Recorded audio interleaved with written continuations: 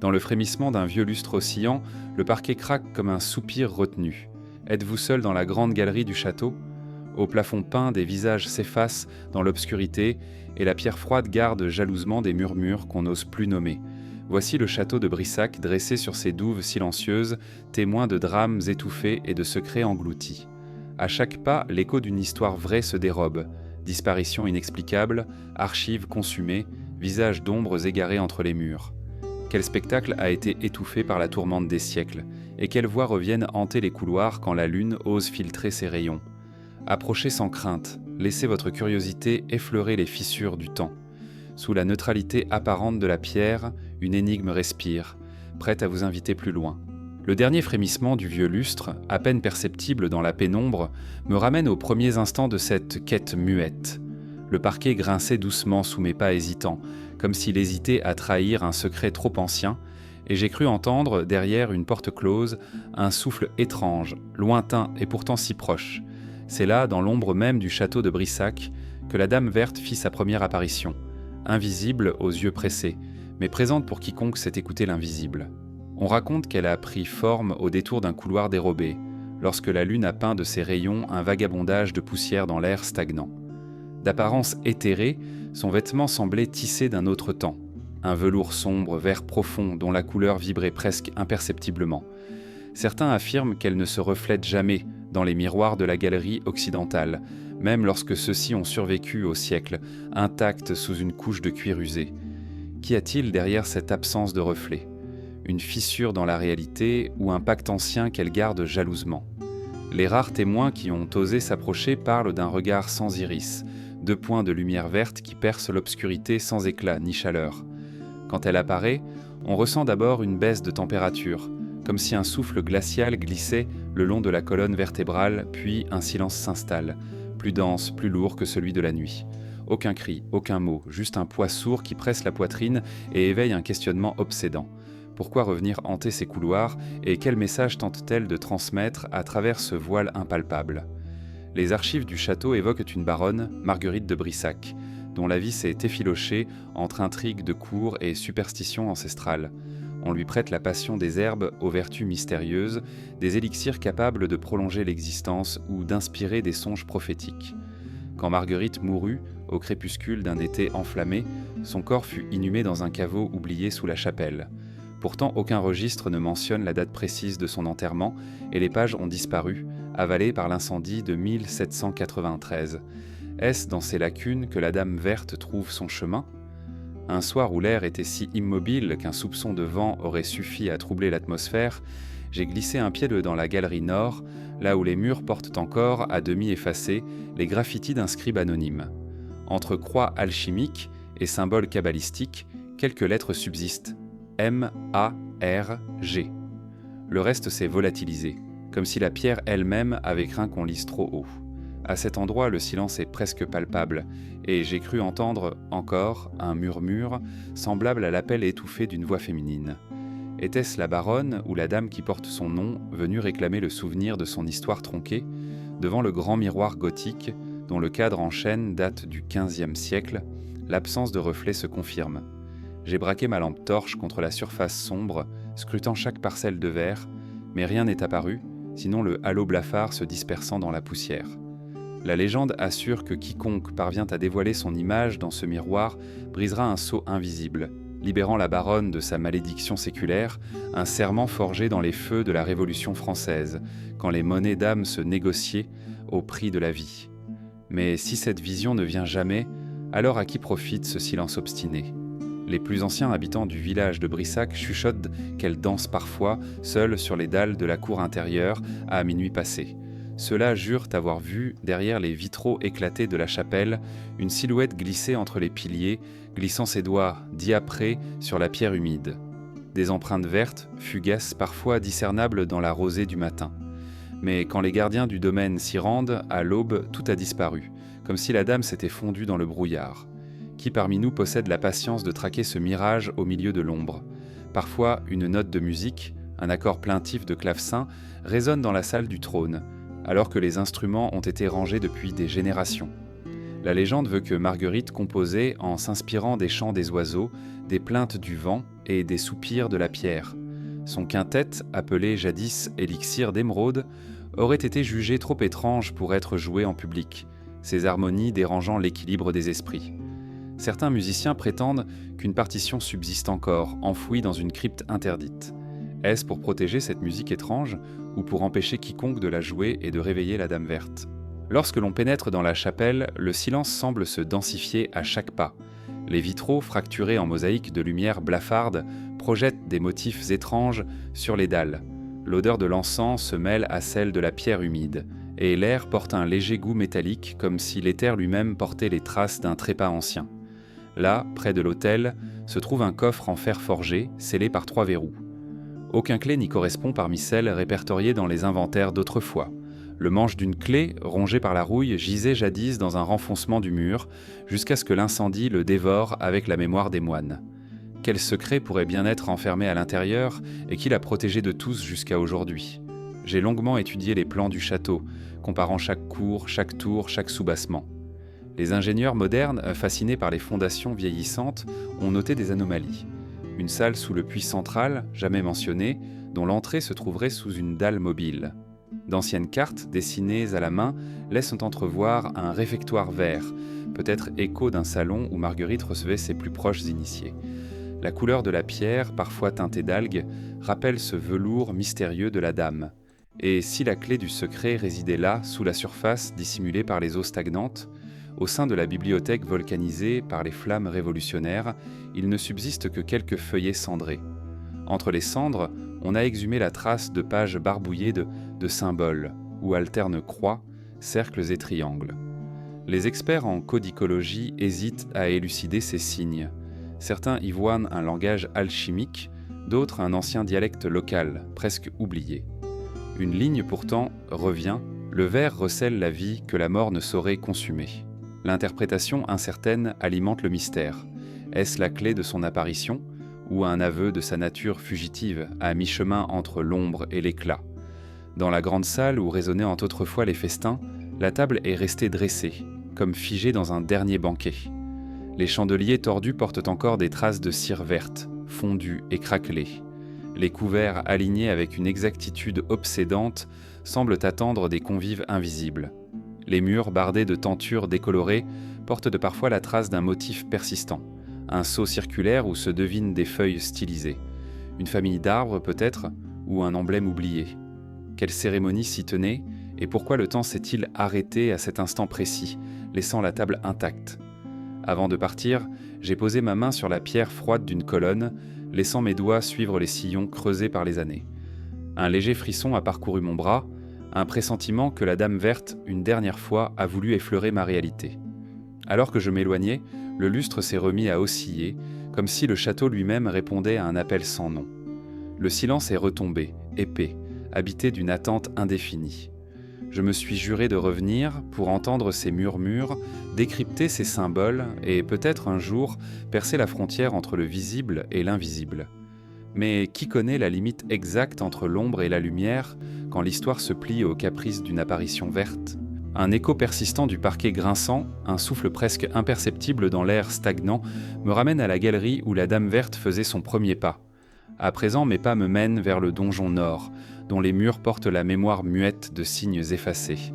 Là où d'autres ne voient tant que pierres rongées par le temps, j'ai entrevu jadis des griffures gravées à la hâte, témoins fugitifs d'énigmes censurées. Leur présence fantomatique plane encore, comme un murmure captif derrière la chape de poussière. Sous la lueur tremblotante de ma lampe, je perçois l'ombre d'inscriptions que la pierre a tenté d'avaler, des symboles que l'incendie de 1793 n'a pas totalement consumés. Ces graffitis, résonance d'une voix anonyme, ont défié l'oubli pour réclamer une écoute attentive. Les murs épais du donjon nord exsudent une fraîcheur sourde, comme si la pierre retenait un secret trop lourd pour s'échapper.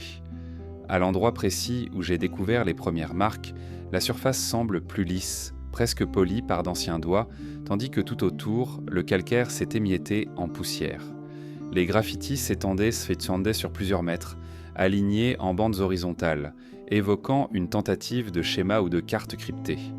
Certains tracés, dessinent dans cette forme des formes géométriques, cercles enchâssés dans des carrés, flèches convergentes. D'autres décèlent la silhouette stylisée d'un oiseau aux ailes déployées comme un messager interdit. Qu'étémande à ces arpenteurs du savoir, armés de burins improvisés, à même de laisser leur empreinte discrète sur la pierre crue. Les récits locaux parlent d'un maître d'œuvre, évadé d'une confrérie secrète, qui aurait marqué la tour de son passage avant de disparaître dans la nuit. Selon la légende, il cherchait un symbole de protection pour un trésor caché, peut-être un coffre intime de Marguerite de Brissac, ou l'ébauche d'une partition alchimique trop dangereuse pour être dévoilée. Les graffitis, captés autrefois par un érudit téméraire, ont été reproduits dans un carnet désormais introuvable. Ceux qui juraient l'avoir feuilleté parlent d'encre verte, d'une couleur aussi étrange que le velours de la dame. Lorsque j'ai examiné la pierre au ras de la flamme, j'ai cru distinguer sous plusieurs tracés superposés une série de lettres, V-E-R-T-U-S, comme un mot jeté en défi à l'oubli. Que signifiait-il vraiment ? A-t-il été la signature du scribe clandestin ou une incantation voilée ? Un soir où la lune était voilée de nuages épais, j'ai tenté de photographier ces inscriptions. Mon objectif a capté une lueur diffuse, comme si la pierre elle-même émettait une faible fluorescence. Quand j'ai développé l'image, les graffitis semblaient donc tournoyer, s'animer puis se dissiper en volutes irréels. Les experts en imagerie consultés par mes soins ont noté une absorption anormale du spectre lumineux au point de gravure, comme si un pigment organique subsistait dans les creux. Mais aucune trace de peinture ne subsistait au toucher. Était-ce l'effet d'un matériau perdu ou le vestige d'un rituel où on enduisait la pierre de substances éphémères destinées à s'estomper au moindre contact ? À mesure que je progressais, j'ai senti la présence d'une main invisible, un courant frémissant dans l'air figé. Le silence du donjon se densifiait et chaque écho de mes pas résonnait comme un avertissement. Les anciens habitants du village de Brissac me racontaient qu'au moment de l'extinction des braises révolutionnaires, des gardiens furent chargés de détruire toute trace de pratiques jugées hérétiques. Les panneaux de bois recouvrant les murailles auraient dissimulé ces graffitis avant d'être remplacés sans ménagement. Les plus courageux prétendent maintenant qu'un garde, affolé, brisa des planches dans l'obscurité pour contempler ces symboles avant de se murer de silence. Était-ce un acte de repentir ou la marque d'une terreur ancienne infligée par ceux qui craignaient le savoir interdit ? Les graffitis perdaient peu à peu leur cohérence linéaire pour s'égarer en volutes et en arabesques, comme la main hésitait entre un écrit et un dessin. Des traits évoquaient de minces pipelines, d'autres un réseau de canaux souterrains courant sous le château. Cela pourrait n'être que l'imagination fertile d'un artisan anonyme, mais l'idée d'un plan secret passionne les esprits, car elle suggère l'existence d'espaces inexplorés. Certains historiens modernes, sceptiques, soulignent l'absence de mention dans les registres officiels. Aucun plan cadastral n'atteste d'un sous-sol plus vaste que celui connu. Mais qu'en est-il des archives perdues dans l'incendie ? Et si le donjon nord renfermait une salle voûtée, oubliée de tous, dont l'entrée se cache derrière ces mêmes murs griffés ? Dans l'obscurité relative, j'ai déployé un frottis de papier contre la pierre, espérant capturer au moins un fragment. Les fibres capturent parfois l'empreinte en creux, révélant d'infimes contours. À mon grand étonnement, la feuille est revenue striée d'une fine empreinte ronde, imperceptible à l'œil nu dans l'obscurité, qui, après mise en lumière rasante, dévoile un cercle subdivisé par un pentacle. Ce dessin, curieusement centré, se trouve au cœur d'une fresque gravée. Les spécialistes en numismatique m'ont fait remarquer que ce symbole apparaît sur une monnaie locale disparue, frappée à la fin du XVe siècle, à l'effigie de la baronne elle-même. Était-ce sa marque ou celle d'un cercle d'initiés ? L'association entre monnaie et inscription gravée suggère une piste. Peut-être a-t-on voulu lier le pouvoir temporel au secret ésotérique. La légende évoque encore une boîte métallique, fermée par ce même pentacle, perdue dans un recoin du donjon. On prétend qu'elle contenait des confidences intimes de la baronne, des recettes d'élixir et des confidences sur ses séances nocturnes. Quand l'armée révolutionnaire s'est emparée du château, cette boîte jugée de malheur fut rejetée dans un puits abandonné. Mais si le puits du donjon nord est scellé, qui a cultivé l'espoir de retrouver cette relique ? Et quel danger, quelle malédiction repose peut-être dans ces pages interdites ? Mes recherches m'ont mené à consulter des chartes manuscrites, des comptes rendus de visite de la forteresse et des récits de voyageurs témoignant de gravures semblables dans d'autres donjons, notamment en Auvergne et en Périgord. Les comparaisons révèlent un motif récurrent, un cercle central, des flèches satellisées et parfois un oiseau aux ailes repliées. Peut-on imaginer un réseau de cachettes reliées entre elles par-delà les provinces ? Cette hypothèse d'une confrérie itinérante, dispersant son langage visuel dans différents châteaux, n'a jamais été formellement étayée. Pourtant, la concordance des symboles invite à s'interroger sur une connaissance partagée, transmise hors du regard des autorités ecclésiastiques et royales. Dans mes nuits de veille, j'ai repensé au graffiti comme à un écho muet de la Dame verte, comme s'il partageait une origine commune. Le vert de son apparence, la fluorescence fugace sur le cliché, la mention énigmatique de vertu, tout semble converger vers un réseau d'initiés voués à un savoir vert, peut-être lié à la vie cachée des plantes et à des rituels de renaissance. Si ces graffitis sont les empreintes de leurs pas, quel savoir ont-ils voulu laisser derrière eux et pourquoi l'histoire les a-t-elle si soigneusement effacés ? Lorsque je suis ressorti du donjon nord, le vent s'était levé, faisant bruisser les feuilles d'un rosier ancien grimpant sur la façade oubliée. Un frisson parcourut la bâtisse comme si elle réagissait à mes découvertes. Le spectre de la baronne planait à nouveau, et j'ai pressenti que derrière les graffitis se cachait un passage vers une crypte enfouie, dont la porte serait décrite dans les symboles que je peine encore à décrypter. Ainsi se tisse la trame du prochain mystère, une salle souterraine, silencieuse et scellée, attendant qu'on lui restitue sa voix. En quittant le donjon nord, l'écho de mes pas résonnait encore contre les murs griffés, comme une invitation muette. À la lisière de la chapelle, une dalle bancale me tendait la main vers un secret voilé, un soupir de pierre qui s'effrite sous la caresse du doigt. J'ai enclenché la lampe, laissant son faisceau trembler sur le sol inégal, et découvert l'orifice caché, une brèche étroite noyée dans l'ombre, à peine plus large qu'une épaule. Le cœur battant, je me suis couché, glissant sous la voûte basse, la poussière s'insinuant dans mes vêtements, tandis que la fraîcheur m'enserrait comme un manteau invisible. Le silence, épais comme un linceul, me plongeait dans une attente sourde.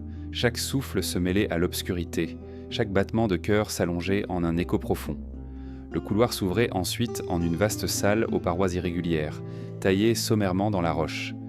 Des contreforts ébauchés, à peine dégagés, soutenaient une voûte rudimentaire, où des stalactites minces pendaient comme des dents aiguisées.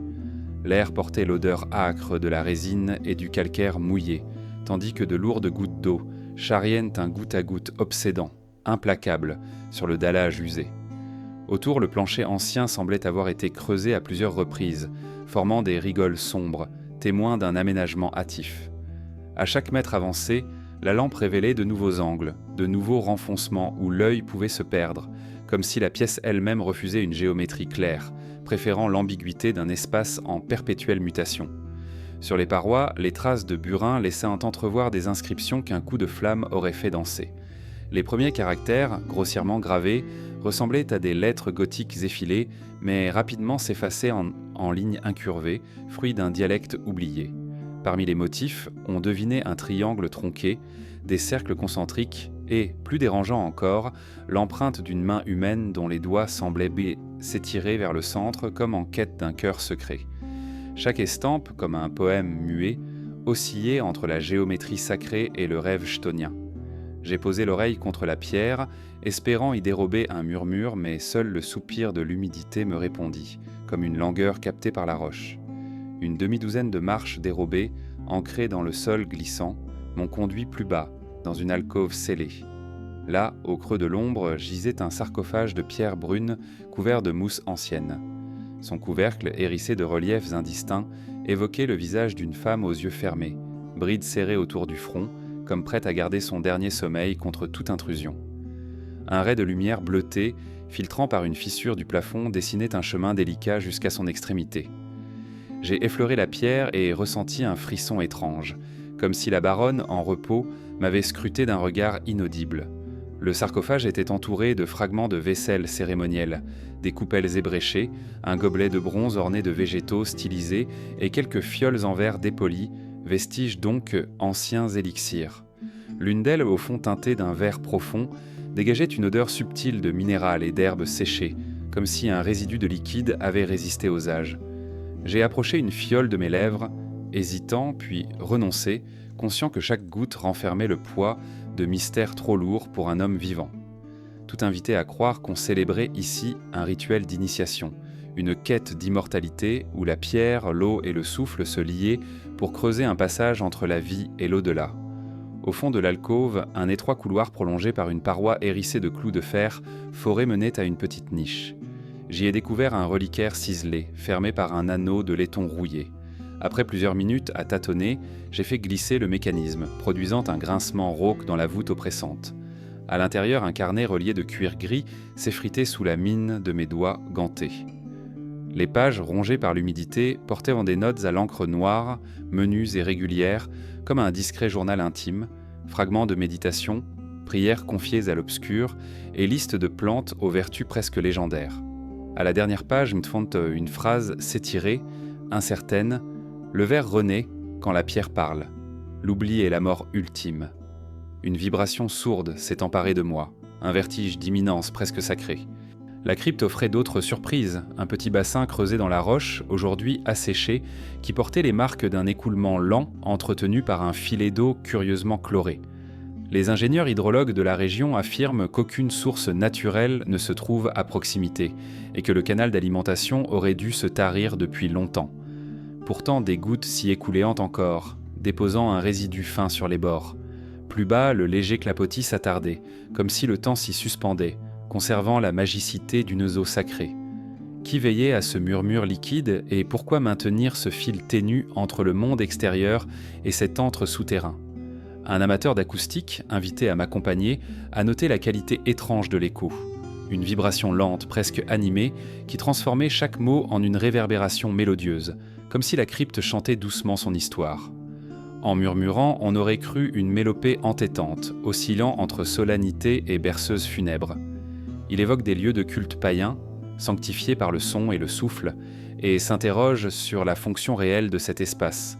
Un lieu de sépulture, certes, mais peut-être aussi un sanctuaire polyphonique où on cultivait une mémoire par l'écoute. Ce sanctuaire de pierre aurait préservé des échos d'antiques cérémonies où le son devenait un lien entre les vivants et les morts.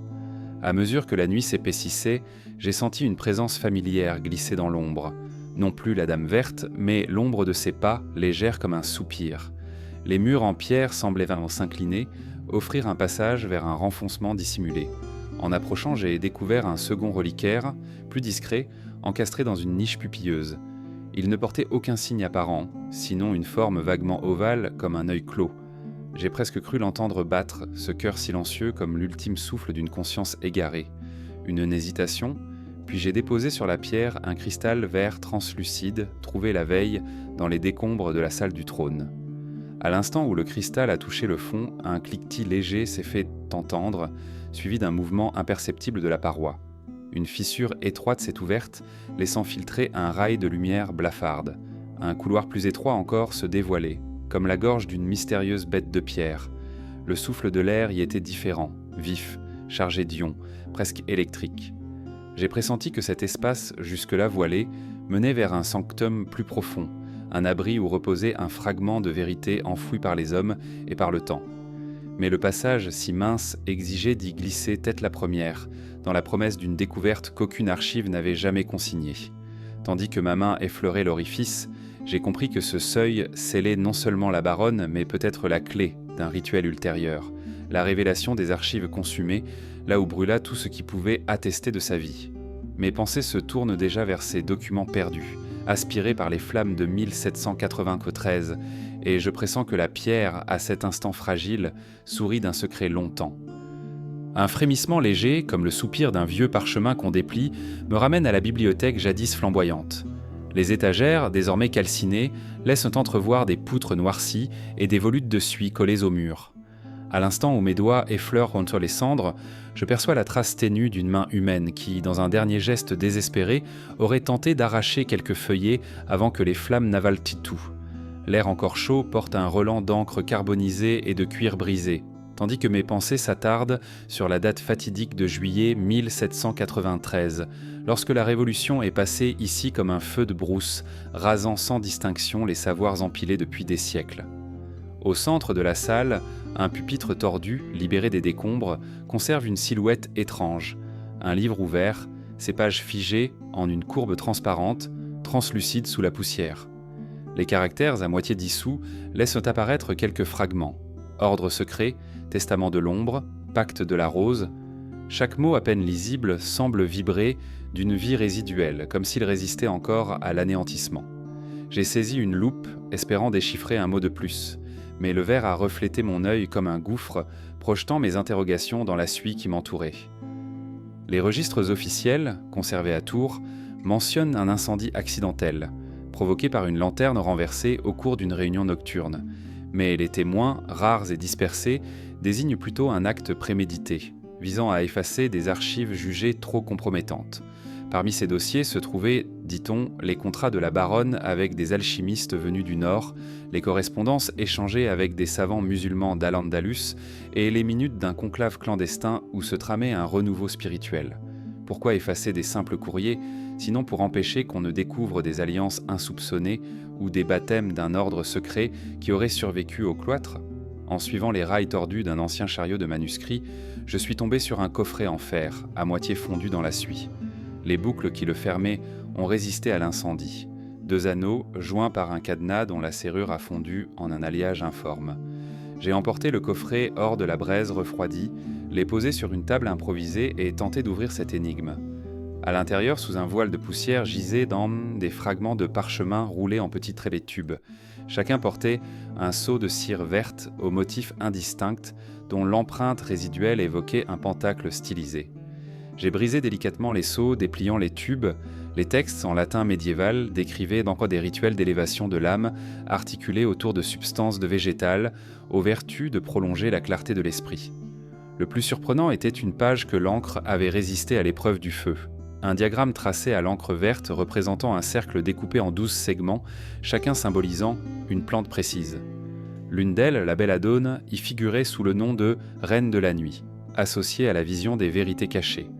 Un autre, le Galante, portait l'inscription « Douce porte de l'oubli », évoquant un abandon volontaire de la mémoire profane. Chaque segment se reliait à une étoile, esquissant un lien entre la nature et le cosmos, entre la roche de Brissac et l'éther lointain. Était-ce là le cœur des recherches de Marguerite, un traité secret sur la transcendance par la botanique occulte ? À cet instant, un craquement soudain a fait tressaillir mes os. Les poutres, fragilisées par l'incendie, menacent doucement de céder. Je me suis écarté, emportant les parchemins dans un sac de toile, conscient qu'ils seuls pouvaient renverser le récit officiel. Car si tout écrit compromettant a été rayé du registre public, ces fragments, mi-consumés, recèlent l'essence d'un savoir qui transcende l'histoire acceptée. Un savoir où le vert n'est pas simplement une couleur, mais la clé d'un passage entre la lumière et l'ombre. Un savoir que la Révolution, obsédée par la rupture, a voulu anéantir. La chaleur de la braise m'a suivi jusqu'aux portes scellées bantiers de la salle, comme un souffle de réminiscence brûlante. À l'extérieur, j'ai retrouvé la fraîcheur du crépuscule et l'éclat trop vif d'une lune détachée du monde. Les ruines de la bibliothèque se dessinaient en silhouettes découpées, semblables à des os blanchis par le feu. J'ai croisé le regard d'un corbeau perché sur une corniche défaite et j'ai cru voir dans ses prunelles l'écho lointain de l'incendie. Avait-il été témoin muet de la destruction ? Était-il l'ombre animale de la Dame verte, gardienne d'un savoir évaporé ? Plus tard, j'ai feuilleté les extraits dans la quiétude de ma chambre, tâchant de reconstituer l'ordre initial des tubes. Les rituels s'enchaînaient selon un calendrier lunaire, soulignant le rôle de la nuit dans l'ouverture des portes intérieures.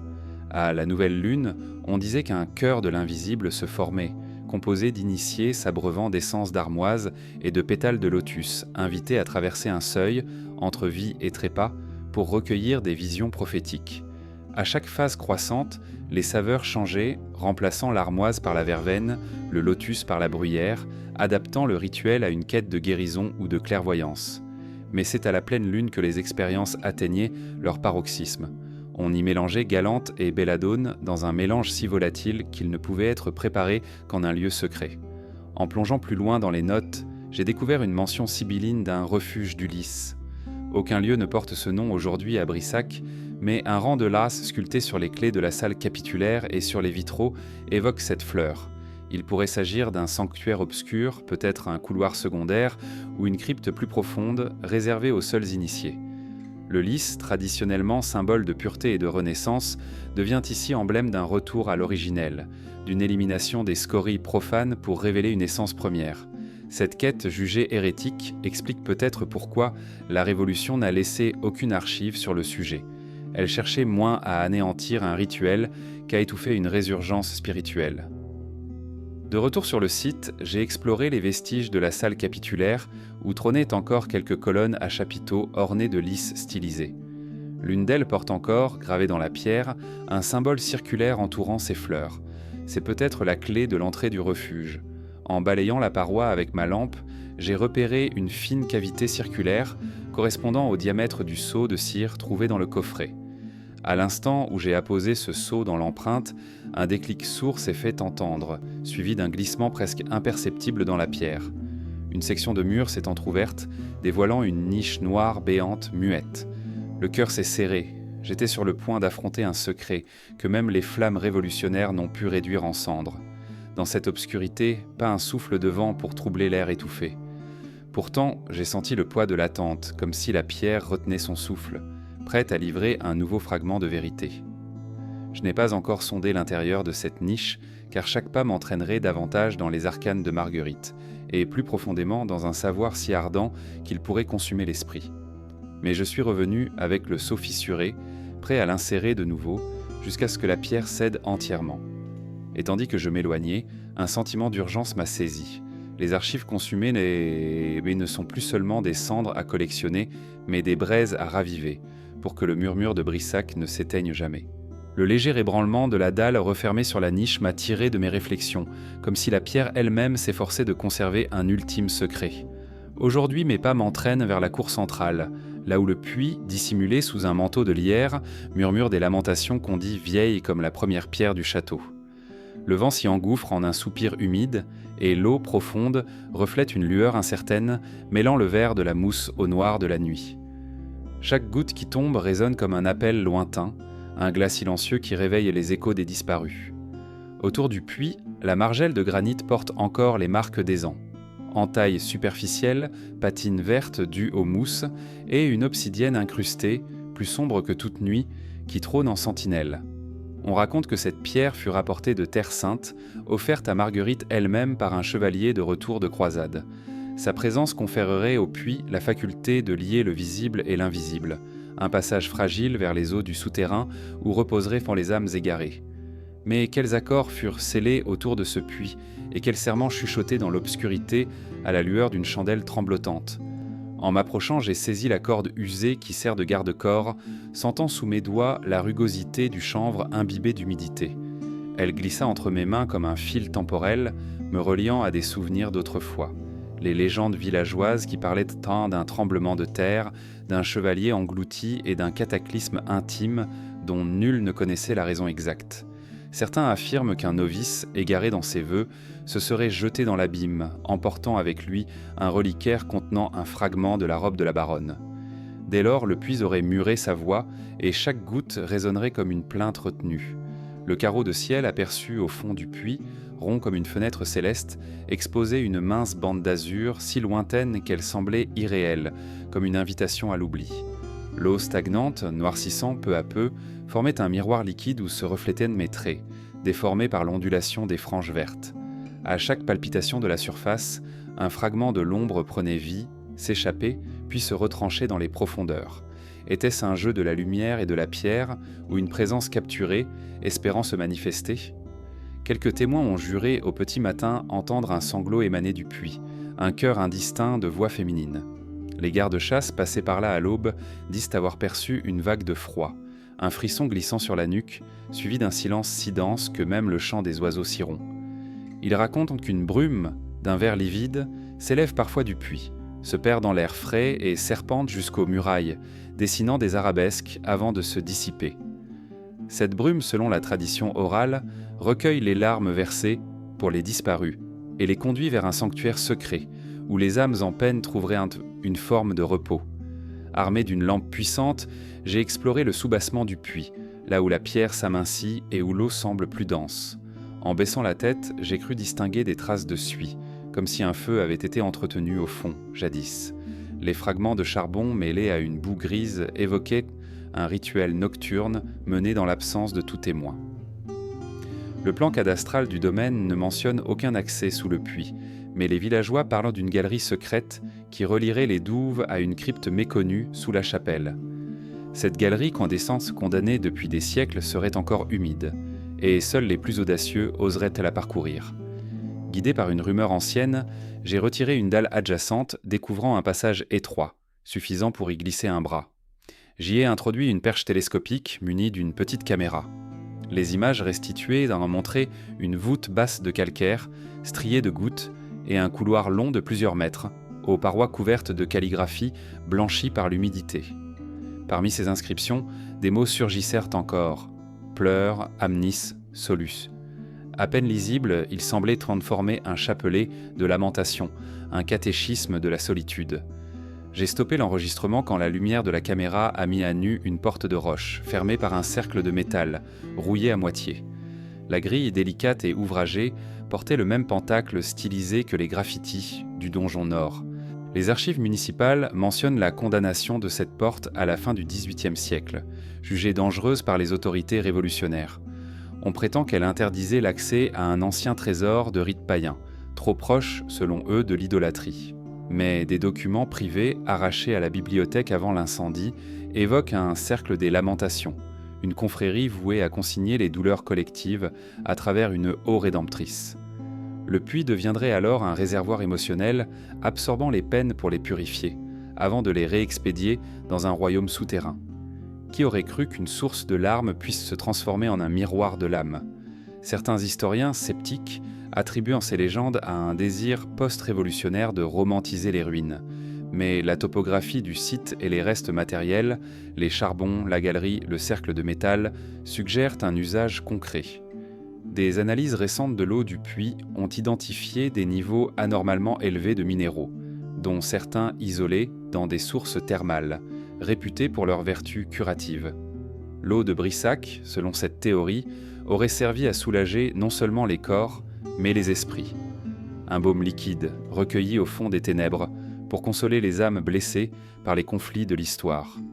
Lorsque j'ai descendu un seau en métal patiné par les années, j'ai hissé un voile fin de brume verte, semblable à un gaz léger se dissolvant à la surface. L'eau, tiède sous ma main, palpait comme un pouls primitif. Un délicat dépôt d'algues filamenteuses, d'un vert presque fluorescent, flottait au creux de la paroi intérieure. Les biologistes interrogés soupçonnent une espèce rare, adaptée au milieu souterrain, capable de synthétiser des composés psychoactifs légers. Certains évoquent la fameuse « eau des songes », mentionnée dans un traité oublié de la baronne attribué à faire éclore des visions prophétiques. Était-ce là le secret du puits ? Un breuvage subtil, instillant à peine ses effets, mais assez pour nourrir les mythes ? Au-delà de ses supposées vertus médicinales, le puits exerce une fascination troublante. Il attire plus qu'il ne repousse. Les promeneurs nocturnes, ceux qui osent s'aventurer sous la lune, y déposent de longuement des offrandes. Un ruban usé, un médaillon, une rose fanée. Les gardiens, témoins discrets parlent en un rituel anonyme où l'on cherche à exprimer un regret, à laisser une trace de soi sous les eaux profondes. Les légendes naissantes parlent d'un pacte tacite, qui confie ici son chagrin, peut-être rallonge sa vie d'un souffle, ou trouve l'apaisement que le monde profane lui refuse. Le puits, ainsi, deviendrait confident et tribunal, recueillant les larmes pour juger les fautes morts secrètes. En m'éloignant, j'ai retenu une dernière image, le reflet d'une fleur emportée par l'eau, dérivant lentement vers la profondeur. Le pétale, teint d'un vert fragile, fuyait la surface, aspiré par les courants invisibles. J'ai compris que chaque offrande, chaque graffito, chaque goutte versée ici forme un palimpseste silencieux, un écho des douleurs passées et à venir. Le puits des lamentations n'est pas seulement un vestige, mais une mémoire vivante, une plaie ouverte dans le cœur de la pierre. Et tant qu'on versera des larmes à sa margelle, il continuera de chanter, au rythme des gouttes, le récit inachevé d'un château hanté. Une ombre familière glisse dans la pénombre tandis que je pénètre dans la galerie ouest, ce long couloir où jadis résonnaient les pas feutrés des courtisans. Le sol, poli par des générations de semelles, porte encore des sillons invisibles au regard, tracés par la glissade des bâtards, des grooms et peut-être des ombres mêmes. Un ras de lune filtre par une meurtrière, dessinant un ruban argenté sur les dalles inégales. L'air y est plus sec, malgré la proximité des douves, et l'écho de mes pas semble appeler autre chose qu'un simple rebond sur la pierre, un murmure d'antan, la plainte étouffée de ceux qui, par là, cherchaient à fuir ou à rejoindre des amants clandestins. Au centre de la galerie, une alcôve entr'ouverte révèle une baie condamnée par une grille forgée. Les barreaux, encore ornés de rinceaux gothiques, se teintent d'une patine sombre, presque noire. Derrière, un vitrail fracturé laisse entrevoir les restes d'une scène biblique, aujourd'hui morcelée. La main d'un saint, un rocher, un ciel qu'on devine autrefois d'un bleu éclatant. J'ai approché la paume de mes doigts, du verre fêlé, sentant sous la poussière la douceur du plomb chauffé, les ondulations de l'âme du vitrail. Lorsqu'un léger vent s'est engouffré, la grille a émis un soupir métallique, comme si elle partageait une souffrance muette. En avançant, je remarque sur le mur opposé une série de croix gravées, alignées à intervalles réguliers. Certaines sont à peine esquissées, d'autres profondément incisées, comme si chaque croix représentait une mémoire à fixer, un silence à ponctuer. On m'a dit que les moines reformés, en séjour furtif, venaient ici laisser leurs signes avant de rejoindre la chapelle pour des offices clandestins. Mais ces marques n'appartiennent pas toutes à une tradition monastique. Quelques-unes, plus anguleuses, évoquent un caractère runique ou hermétique, un alphabet secret. Ont-elles été tracées par des pèlerins ésotériques, cherchant dans la pierre un relais pour leurs vœux inavouables ? Plus loin, la galerie s'élargit en une place intérieure, encadrée de piliers cruciformes. Là, j'ai aperçu, sous un amas de débris, un carreau isolé, en forme d'écu, figurant un arbre aux branches dénudées. Le motif, peint en ocre, s'effrite sous la pluie et l'oubli. Pourtant, je l'ai reconnu. Le même arbre, stylisé, figure sur une cuirasse médiévale conservée au musée du Mans, attribuée à un certain Messire Arnaud de Brissac. Cette parenté visuelle suggère un lien entre l'architecture et l'héraldique, un écho de lignage, un message codé entre murs et armures. Était-ce un signe d'appartenance, une revendication silencieuse sur ce domaine de pierre ?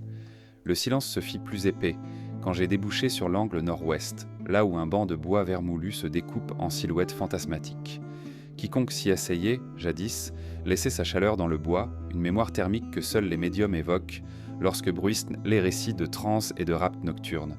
On murmure qu'au solstice d'été, la galerie s'emplit d'échos anciens, mêlant gémissements, chants et cliquetis de verreries, comme si un bal des ombres reprenait vie dans un au-delà secret. Aucun témoin n'a jamais consigné ces sons, de peur d'être pris pour un fou. Pourtant, les plus écoutants assurent qu'un fond sonore, imperceptible en plein jour, s'élève quand le vent se tait. Sur un pilier voisin, j'ai découvert une plaque de marbre noir sculptée de ronds concentriques et de lettres gothiques. Elle était partiellement dissimulée par une tenture épaisse, aujourd'hui tombée en lambeaux. Le texte, à demi effacé, commence par « Ici repose la vérité », suivi de quelques mots que l'humidité a rendus illisibles. Ce sarcophage mural serait l'œuvre d'un artisan itinérant, employé par Marguerite de Brissac pour sceller une commission secrète, les paroles d'un tribunal d'initiés consignées pour l'éternité. Pourquoi cacher en plein jour cette stèle et quelle vérité voulait-on préserver du regard le plus curieux ? À quelques pas, le carrelage change de motif, passant de l'hexagone austère à un damier de marbre blanc et vert. Cette alternance est si précise qu'on dirait un jeu d'échecs figé, chaque case marquant un point de bascule entre deux mondes. Les néophytes qui franchissaient ce seuil auraient, selon la légende, été invités à marcher pieds doigts nus, découvrant sous leurs pas un passage rituel. Ces rêves d'initiation solennelle nourrissent l'idée d'une société secrète, utilisant la géométrie de la galerie pour ordonner ses mystères. Si la pierre pouvait parler, nous entendrions sans doute la litanie d'anciens jeux où le vainqueur n'était pas seulement celui qui déplaçait un fou ou un roi, mais celui qui comprenait la signification cachée de chaque mouvement. Le plafond, haut et voûté, conserve des traces de peinture polychrome, des arabesques, des épines végétales, parfois un simple fil doré. Ces fresques délavées semblent renaître sous la lumière rasante de ma torche. Un motif revient, une couronne de feuilles chez Budelorier, placée au-dessus d'un crâne stylisé. Les historiens évoquent ici un memento mori, un rappel de la vanité et de la fragilité humaine. Mais la répétition obsessionnelle de cette iconographie évoque également un rituel d'élévation, un cœur silencieux célébrant la mémoire des ancêtres. Les lauriers promettent la gloire éternelle, tandis que le crâne rappelle la fin inéluctable, une dualité qui peut être incitée à méditer sur le passage du temps dans ce couloir de pierre. Mon regard a été attiré par une petite niche taillée dans l'épaisseur du mur, à hauteur d'épaule. Elle contenait un reliquaire de bois, suspendu par un fil métallique. Le coffret était fermé par un cadenas microscopique, travaillant un motif de volute baroque, étrangement délicat pour une galerie aussi austère. À travers le verre sale se devinait un fragment de tissu aux teintes vertes et noires, sans doute une mèche de la robe de la Dame verte, si tant est qu'elle ait jamais porté un vêtement. Certains croyant que ces reliques gauchisent le temps, distordent les souvenirs et que la galerie ouest fut choisie pour exercer ce pouvoir, loin de la lumière directe. En approchant la grille qui barre la sortie vers la tour sud, j'ai remarqué un symbole gravé dans le pilier. Un sablier ailé, ses grains suspendus dans l'éternité. Cette image mêlant le temps et la liberté était un talisman censé protéger le passage, commandé au temps lui-même de ralentir. Une inscription minuscule, à peine tracée, glissait sous le sablier. « Tempus muta omnia sed non no ». Le temps altère tout, sauf nous. Est-ce un appel à défier l'obsolescence ou un constat amer de notre incapacité à échapper à l'histoire ? Alors que je me préparais à franchir la grille, un frisson me parcourut. Un simple frisson, mais chargé d'une émotion ancienne, comme si la pierre consultait mon cœur avant de me laisser passer. Le cliquetis léger de la serrure m'a semblé répondre à une question inaudible, et le métal s'est incliné, offrant un murmure de liberté. La galerie ouest se referma sur moi, et je me suis engagé vers la tour, où attend un nouvel écho, un secret plus ténu encore. Les murs murmurent, dans ce lieu où le silence n'est jamais complet, et je pressens déjà que chaque pas révélera une fracture dans le récit, une faille où se loge un fragment de vérité. Le froid feutré de la galerie ouest s'attarde encore sur mes épaules tandis que je déploie, avec précaution, un petit écrin de bois ciselé, dissimulé dans une alcôve interdite. Le coffret, gainé d'une faible patine vert de gris, recèle les lettres muettes de Marguerite de Brissac. Parchemin d'une écriture fine, à l'encre noire désormais estompée, déposé là où nul ne songeait à chercher. Le couvercle maintenu par un mince fil d'or cède d'un souffle contre mon pouce, libérant un nuage de poussière et l'odeur croisée du cuir ancien et de l'herbe sèche. Sous la lumière tremblotante de ma torche, chaque feuille semble vibrer, comme retenue entre l'histoire officielle et des confidences comme trop lourdes pour être révélées. Les premières surmissives portent la délicatesse d'une plume entraînée au salon de cour, arabesque soignée, très posée avec la minutie d'une musicienne accordant son clavecin. Marguerite y confesse son ennui, ses espoirs de modernité et la crainte sourde d'un monde trop étroit pour contenir ses aspirations. Elle évoque un mentor mystérieux, l'homme à la voix de velours, qui lui aurait soufflé, un soir de lune, des secrets de plantes médicinales oubliées, destinées à prolonger la clarté de l'esprit. Ces premières lignes dessinent le portrait d'une jeune femme curieuse, avide de savoir, prête à braver le conformisme de sa lignée. Pourtant, à travers chaque mot, perce une tension, l'assurance voilée d'une transgression à venir. Les lettres suivantes s'assombrissent tant, leurs taphrases se font des plus peints, hachés, animés par un tremblement presque imperceptible. Marguerite y parle de réunions clandestines, tenues dans la crypte voisine, où quelques initiés, drapés de vestes sombres, débattaient à voix basse de la renaissance d'un ordre ancien. Elle décrit la texture du parchemin, l'écho des bougies noires et la saveur âcre de l'élixir servi dans de petits gobelets de bronze. À travers ces fragments, j'ai cru discerner le nom d'un alchimiste italien venu chercher un catalyseur vert dans les jardins du château. Qui étaient sans doute ses convives secrets et quel rituel scellait leur union. Aucun registre n'en a conservé la trace, mais leurs paroles, figées dans l'encre, défient l'oubli. Plus loin, un feuillet découpé en lambeaux livre la trace d'un plan griffonné, mêlant architecture et botanique, des croquis de cerfs suspendus, de canaux d'irrigation gougeonnés dans la pierre, et, en marge, la mention énigmatique « Atrium viride ». Cette hypothèse d'un jardin intérieur, isolé des regards, se confirme alors comme le prolongement naturel de son érudition. Marguerite semble avoir rêvé d'un lieu où chaque plante agit comme un instrument de transformation, où l'ordinaire devient portail vers un savoir sensoriel. Ces annotations latérales, griffonnées à la hâte, trahissent dans sa fièvre, elle sait que ses ennemis pourraient tout détruire, et elle inscrit son plan en deux temps, d'un même geste, la promesse d'un sanctuaire et la peur de sa profanation. Le plus troublant surgit dans une lettre presque déchirée. La baronne évoque un voile de lettres, un jeu de concordance dissimulé dans ses missives, destiné à transmettre un code au seul digne de le déchiffrer. Elle note qu'un certain mot, placé en seconde position de chaque paragraphe, compose un message secret. Lorsque j'ai isolé ces termes, rose, souffle, pierre, éveil, une phrase plus vaste s'est dessinée. La rose souffle l'éveil de la pierre. Cette sentence sibylline renvoie directement au graffiti du donjon nord et à la crypte sous la chapelle, suggérant une logique cyclique, un rituel reliant la lettre, la fleur et la roche. Marguerite n'écrivait plus pour elle-même, mais pour guider, à travers un labyrinthe textuel, ceux capables de voir au-delà des mots. Sur certaines pages, des marges ont été noircies puis grattées, laissant entrevoir des indices visuels, un cercle partiel, une figure géométrique, une étoile à 6 branches à peine esquissées.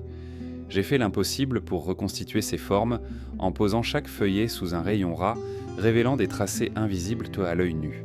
Ils coïncident avec des points de repère du château. Le pilier orné de lys, la voûte effondrée au-dessus de la chapelle et une dalle du vestibule principal.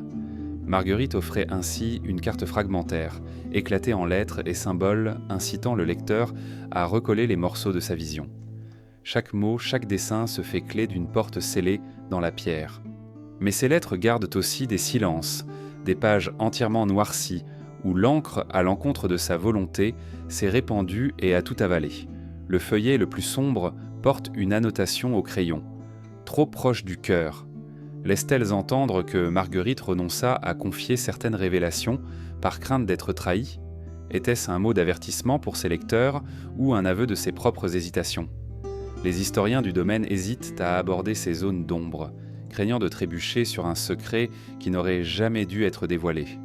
Mais pour moi, ces taches d'encre sont les cicatrices d'un texte vivant, en lutte contre les forces qui tentera de le réduire au silence. Au bas d'une lettre tardive, un sceau à demi effacé représente une main refermée sur une rose entourée d'une couronne de laurier. Ce symbole, plus tard retrouvé gravé dans la galerie ouest, révèle que Marguerite liait son image à un pouvoir végétal et à la force du lignage. En signant sous ce sceau, elle s'affirmait non seulement comme baronne, mais comme prêtresse d'une tradition verte à la croisée de l'héraldique et de l'herboristerie sacrée. Qui parmi ses contemporains a reconnu cette posture? Et pourquoi ce sceau n'apparaît-il sur aucun autre document public? Les réponses s'envolent dans l'encre estompée, ne ressurgissant que pour qui sait lire entre les lignes. Certaines lettres mentionnent un lieu de rendez-vous récurrent, la chambre de l'écho, dont l'emplacement reste imprécis. J'ai fouillé les archives cadastrales, mais aucune pièce ne porte ce nom. Pourtant, l'expression revient plusieurs fois dans ses confidences, associée à une description de la réverbération singulière d'une pièce circulaire au mur de stuc vert pâle. Au-delà d'un simple salon, cet espace aurait été conçu pour amplifier la voix, faire résonner la parole et en révéler les nuances cachées. Marguerite y dispensait ses leçons, ses oracles brouillés pour quiconque ne possédait pas la clé du code. Retrouver cette chambre reviendrait à reconstituer le théâtre de ses révélations les plus intimes. En refermant le coffret, je me suis interrogé sur l'ombre qui plane encore sur ces lettres. Elle dessine un portrait fragmentaire, semé de codes, de fureur et de silence. À travers elle, la baronne apparaît tour à tour savante, initiée, crainte et respectée par un cercle discret. Leurs pages offertes à ma lecture font écho aux voix chuchotées dans les pierres du château, tissant un réseau de secrets plus vaste que je ne l'aurais imaginé. Alors que je replace le coffret dans son alcôve secrète, je pressens que les lettres muettes n'ont pas fini de parler. Elles détiennent la clé d'un sanctuaire inédit, au-delà du puits et de la crypte, où le ver de la rose pourrait enfin s'épanouir. Un soupir humide m'a guidé jusqu'à la porte ocluse du jardin intérieur, dissimulée derrière un rideau de lierre ancestral. Sa serrure, forgée en fer maculé de rouille, portait encore l'écho effacé d'un anneau jadis poli par des milliers de tours de clés. J'ai fait glisser ma paume contre la surface, sentant la vibration minuscule de la pierre, comme si le château retenait son souffle, protestant contre chaque effraction de sa mémoire. D'un mouvement lent, j'ai dégagé le végétal entremêlé, laissant apparaître un heurtoir en forme de feuilles découpées. Lorsque j'en ai frappé la porte, un écho mat est venu s'échapper, froissant la quiétude de la nuit et réveillant une promesse ancienne. Derrière le bois, l'air était plus chaud, chargé du parfum âcre des roses sauvages et de la résine de cyprès, pourrissant. Des statues brisées, à mi-corps, émergeaient d'un tapis de mousse épaisse, comme des spectres pétrifiés au cœur d'un rêve inachevé. Leurs visages, ruinés par le gel et le gel, ne retenaient que des fragments de grâce, un nez aquilin ici, un menton délicat là. Quelques sculptures portaient les restes d'une peinture verte appliquée en touches vives sur les pétales de couronnes oubliées. Étaient-ce les vestiges d'un rituel où la couleur, telle une incantation, s'ancrait à la pierre pour réveiller une présence? Au centre, Une vasque de pierre, fissurée en de multiples rayons, conservait encore un mince filet d'eau croupi. À la surface, une fine pellicule d'algues vert émeraude se déployait en arabesque fragile, dessinant des sigles que je reconnaissais. Le pentacle stylisé, l'étoile à 6 branches, la main tendue. Lorsque j'ai soufflé dessus, l'eau s'est agitée en un clapotis discret, comme si le jardin lui-même répondait à mon souffle. J'ai trempé le bout de mes doigts, sentant une fraîcheur vive, presque électrique, qui m'a parcouru l'avant-bras. Était-ce un vestige du cœur de l'invisible chanté dans la crypte, ou simplement le frisson d'un lieu où le vivant et l'inanimé s'effleurent? Mes pas m'ont ensuite conduit vers un alignement de bustes disposés en cercle autour d'un piédestal renversé. Chacun semblait représenter un ancêtre de la lignée des Brissac. Barons austères, leurs traits figés dans l'orgueil et la retenue, comme s'ils voulaient en juger toute intrusion.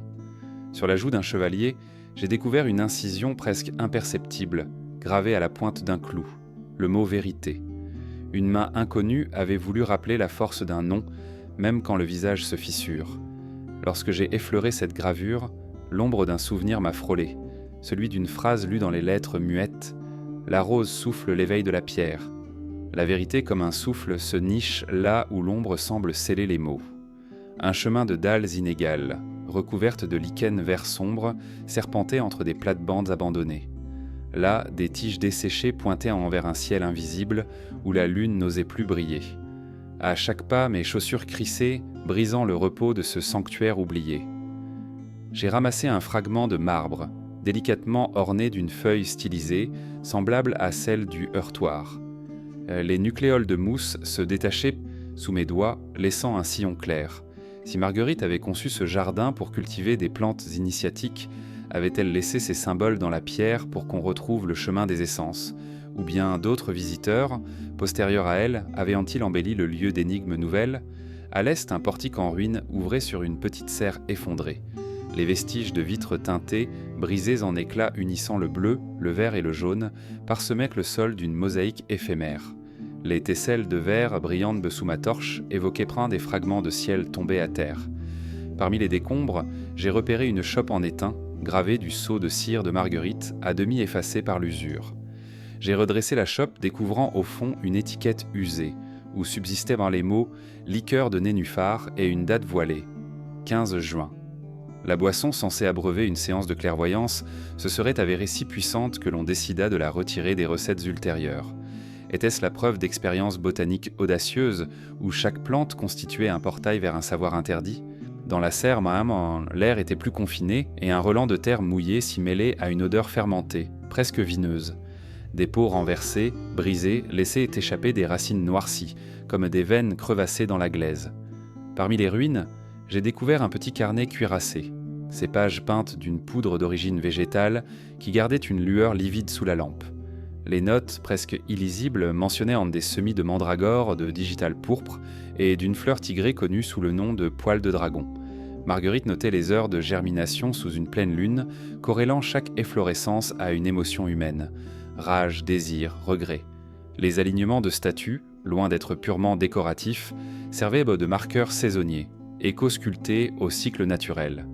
En arpentant les allées, j'ai constaté que certaines pierres étaient marquées d'un poinçon discret en forme de main ouverte.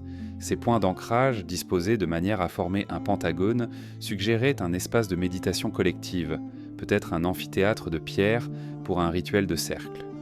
Lorsqu'on y plaçait des hors-d'œuvre, on murmurait que le jardin se mettait à vibrer, amplifiant les pensées silencieuses de ceux qui s'y assemblaient. Les anciens paysans, jadis gardiens du domaine, racontaient que la brume du matin s'y levait en volutes vertes, tourbillonnant comme un chœur en prière. Le jardin, alors, devenait un lieu de passage, un seuil entre le monde sensible et les réminiscences de l'ombre. Un oratoire délabré, niché sous un décor de lierre, portait encore sur son autel de pierre un calice fendu. Le métal, corrodé par le temps, conservait dans ses sillons un dépôt sombre, que j'ai effleuré du bout des ongles. La poussière en est venue sous mes doigts, libérant une fine poudre verte. Un goutte à goutte ancien, sans doute destiné à recueillir l'eau sacrée du jardin, persistait au fond du calice. En approchant ma torche, j'ai vu un reflet trembloter, comme si la petite flaque formait un miroir tremblotant. J'ai perçu un instant le scintillement d'une silhouette furtive, une ombre ruisselante qui s'est fondue dans le marécage végétal avant même que mon œil ne puisse se reposer dessus. Le silence se fit plus lourd encore, et la nuit sembla s'épaissir comme pour protéger l'âme de ce lieu de toute profanation.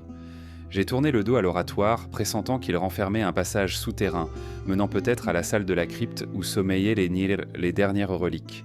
Des traces d'un escalier escamoté, aujourd'hui effondré, étaient encore visibles sous un rideau de feuilles mortes. Mais je n'ai pas voulu m'y aventurer sans lumière plus fiable, conscient que chaque pas risquait de réveiller un secret plus ancien et peut-être plus redoutable que la simple curiosité. En quittant le jardin, j'ai refermé la porte derrière moi avec précaution, comme on referme un cercueil de verdure.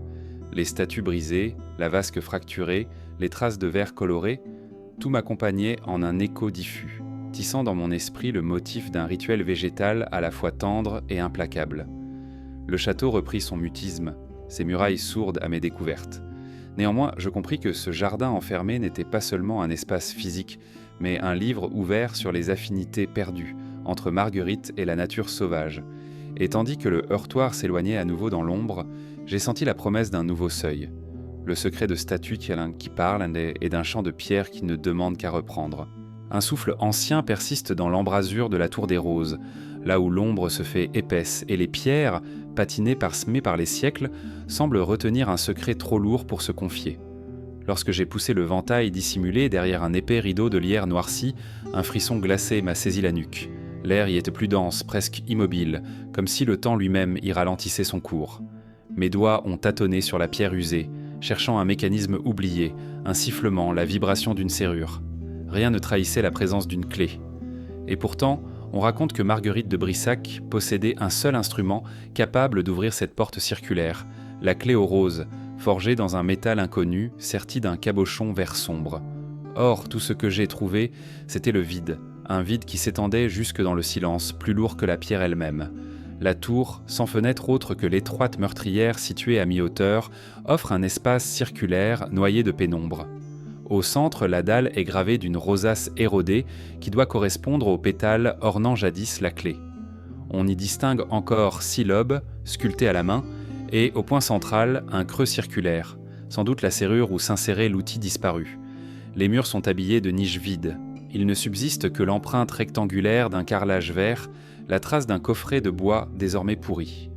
L'odeur de la moisissure se mêle à celle du lierre, amplifiant cette impression de délabrement méditatif. Chaque respiration résonne étirée, comme pour combler l'absence de l'objet manquant. Dans l'obscurité, j'ai cherché le moindre indice. Un trait gravé, un anneau rouillé accroché à une pierre plus claire, un éclat métallique parmi les décombres. Au sol, un coussin effondré sur lui-même portait encore des fibres vertes, vestiges d'un coussin cérémoniel où l'on posait la clé pour la bénir avant de l'employer. Lorsque j'ai glissé mes mains entre les plis du velours décomposé, j'y ai découvert un fil métallique, fin comme un cheveu, torsadé et écrasé. Il semblait provenir du sertissage du cabochon, resté là après que le reste de l'objet se soit désagrégé.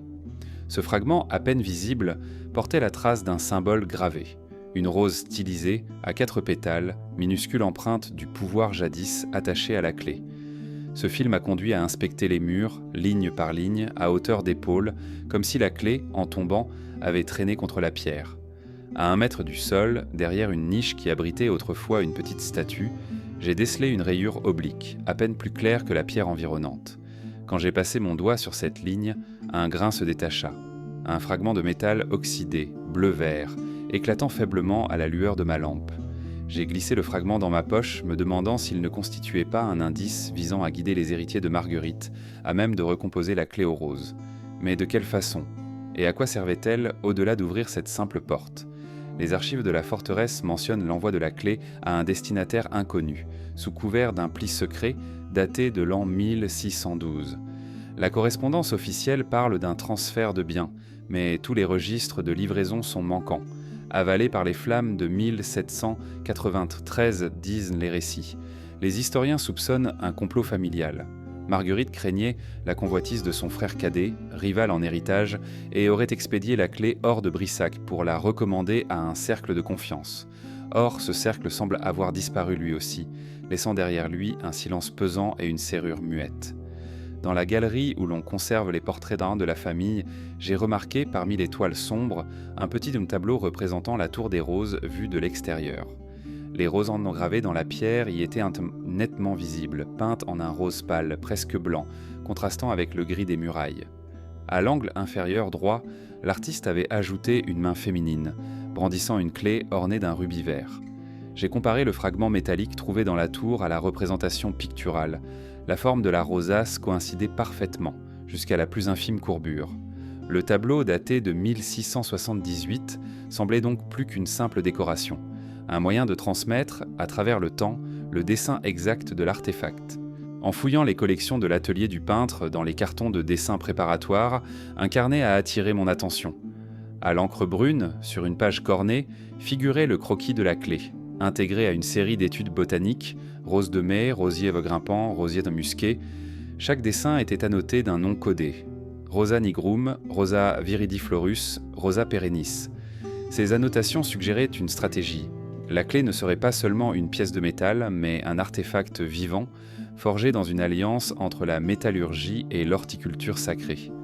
Les pétales sculptés de la clé auraient été trempés dans l'essence de ces roses, conférant à l'objet un pouvoir de reconnaissance capable de sentir la vibration botanique des murs sculptés. La plus fascinante trouvaille de ce carnet était un mécanisme d'injection, une petite tubulure creuse passant par le manche, menant jusqu'au cabochon serti. L'artiste notait qu'en injectant un extrait de rose viridiflorus dans la cavité, la pierre de la serrure réagissait, changeait de densité, libérant le passage. Ainsi, la clé nécessitait un élixir végétal pour agir, un geste rituel liant l'ouvrage humain à la force vivante du jardin. Si tel était le cas, la clé aux roses n'a pas seulement disparu. Elle repose peut-être là où l'on cultive encore ces plantes oubliées, prêtes à révéler la recette du mélange. De retour dans la tour, j'ai cherché des indices de ce procédé botanique. Sur la muraille, des taches vertes, concentrées autour des joints de pierre, témoignaient peut-être de gouttes d'élixir répandues au fil des passages silencieux. Elles formaient une trajectoire sinueuse conduisant de la dalle principale vers une niche secondaire, plus discrète. Dans cette cavité, j'ai découvert un flacon en verre épais, intact, scellé par une cire verte. À l'intérieur, un liquide sombre, visqueux, libérait un parfum de rose fané, mêlé à un arôme tenace de ferment. La bouteille portait une inscription en latin, « Ad portas rosae », pour la porte de la rose. Était-ce l'élixir nécessaire pour activer le mécanisme ? Le cœur battant, j'ai approché la fiole du creux circulaire au centre de la dalle gravée. Une goutte est tombée, disparaissant dans le plus profond de la pierre. J'ai pressé alors mon fragment métallique, cherchant la torsion qui aurait immolé l'éclat ancien. Mais rien ne se produisit. Pas de cliquetis, pas de murmure de pierre. Peut-être le dosage était-il insuffisant, ou l'essence trop vieille. Le temps, même pour un artefact, semble exercer sa loi inexorable. Chaque formule botanique possède une durée de vie, au-delà de laquelle la vie se fane. Si la clé n'a pas été utilisée depuis des siècles, qui peut dire combien d'élixirs subsistent dans le flacon ? Alors que je sortais de la tour, j'ai senti un mouvement d'air subtil, un ordre murmuré par la pierre. J'ai pressé la main contre la rosace, lissant le tracé de mes doigts sur les pétales creusés. Le poids du fragment métallique dans ma poche m'enjoignait de ne rien abandonner. La clé aux roses n'était pas une légende purement romantique, mais un mécanisme vivant, trop complexe pour résister à l'oubli. Et si je devais reconstituer son secret, je devrais plonger non seulement dans les archives, mais dans le sol même de Brissac, là où poussent encore peut-être les semis verts de la Baronne, car sans la conjonction de la pierre et de la fleur, la serrure restera muette, et la tour des roses, scellée dans son énigme, continuera d'exhaler son silence épais, défiant quiconque de percer le cœur de son mystère. La lourdeur de l'air m'accueille dès que je franchis l'embrasure de la grande salle, vaste cylindrique aux murs de pierre grise. Au centre, une longue table de chêne sombre se dresse, parfaitement dressée, comme figée dans un dernier élan de faste. Les nappes, d'un blanc désormais jauni, retombent en plis, soignées, immobiles depuis des générations. Aucun convive n'y siège, et pourtant on imagine leur silhouette glisser d'un siège à l'autre, chuchotant autour de plats oubliés. Les couverts en argent, polis par le temps et le mystère, reluisaient faiblement, témoins muets d'un festin interrompu. On ressent ici la présence d'une absence, l'écho d'un éclat de rire étouffé, figé dans la pierre et dans le bois, prêt à resurgir si l'on sait comment l'invoquer. Les chandeliers gothiques, suspendus à la voûte par des chaînes de fer, portent encore des traces de cire verte. Les coulures se sont figées en stalactites grasses, tombant en gouttes épaisses qui ont jauni le bois. Cette cire, différente de celle des bougies ordinaires, contient un pigment rare, élaboré à partir des résidus d'élixir de marguerite. Quand on allume une bougie ordinaire, le vert disparaît. Ici, même sous la chaleur la plus vive, la teinte persiste comme un souffle de vie capturé. On raconte qu'à certaines heures, on peut percevoir un frôlement dans l'air, un chuintement presque humain quand la cire se craquelle, comme si chaque goutte tombant de la chandelle s'emplissait d'une mémoire ancestrale. Autour de la table, les chaises en chêne sculptées restent alignées, leurs dossiers ornés de motifs végétaux. Feuilles, rameaux, fleurs stylisées, rappelant la passion botanique de la baronne.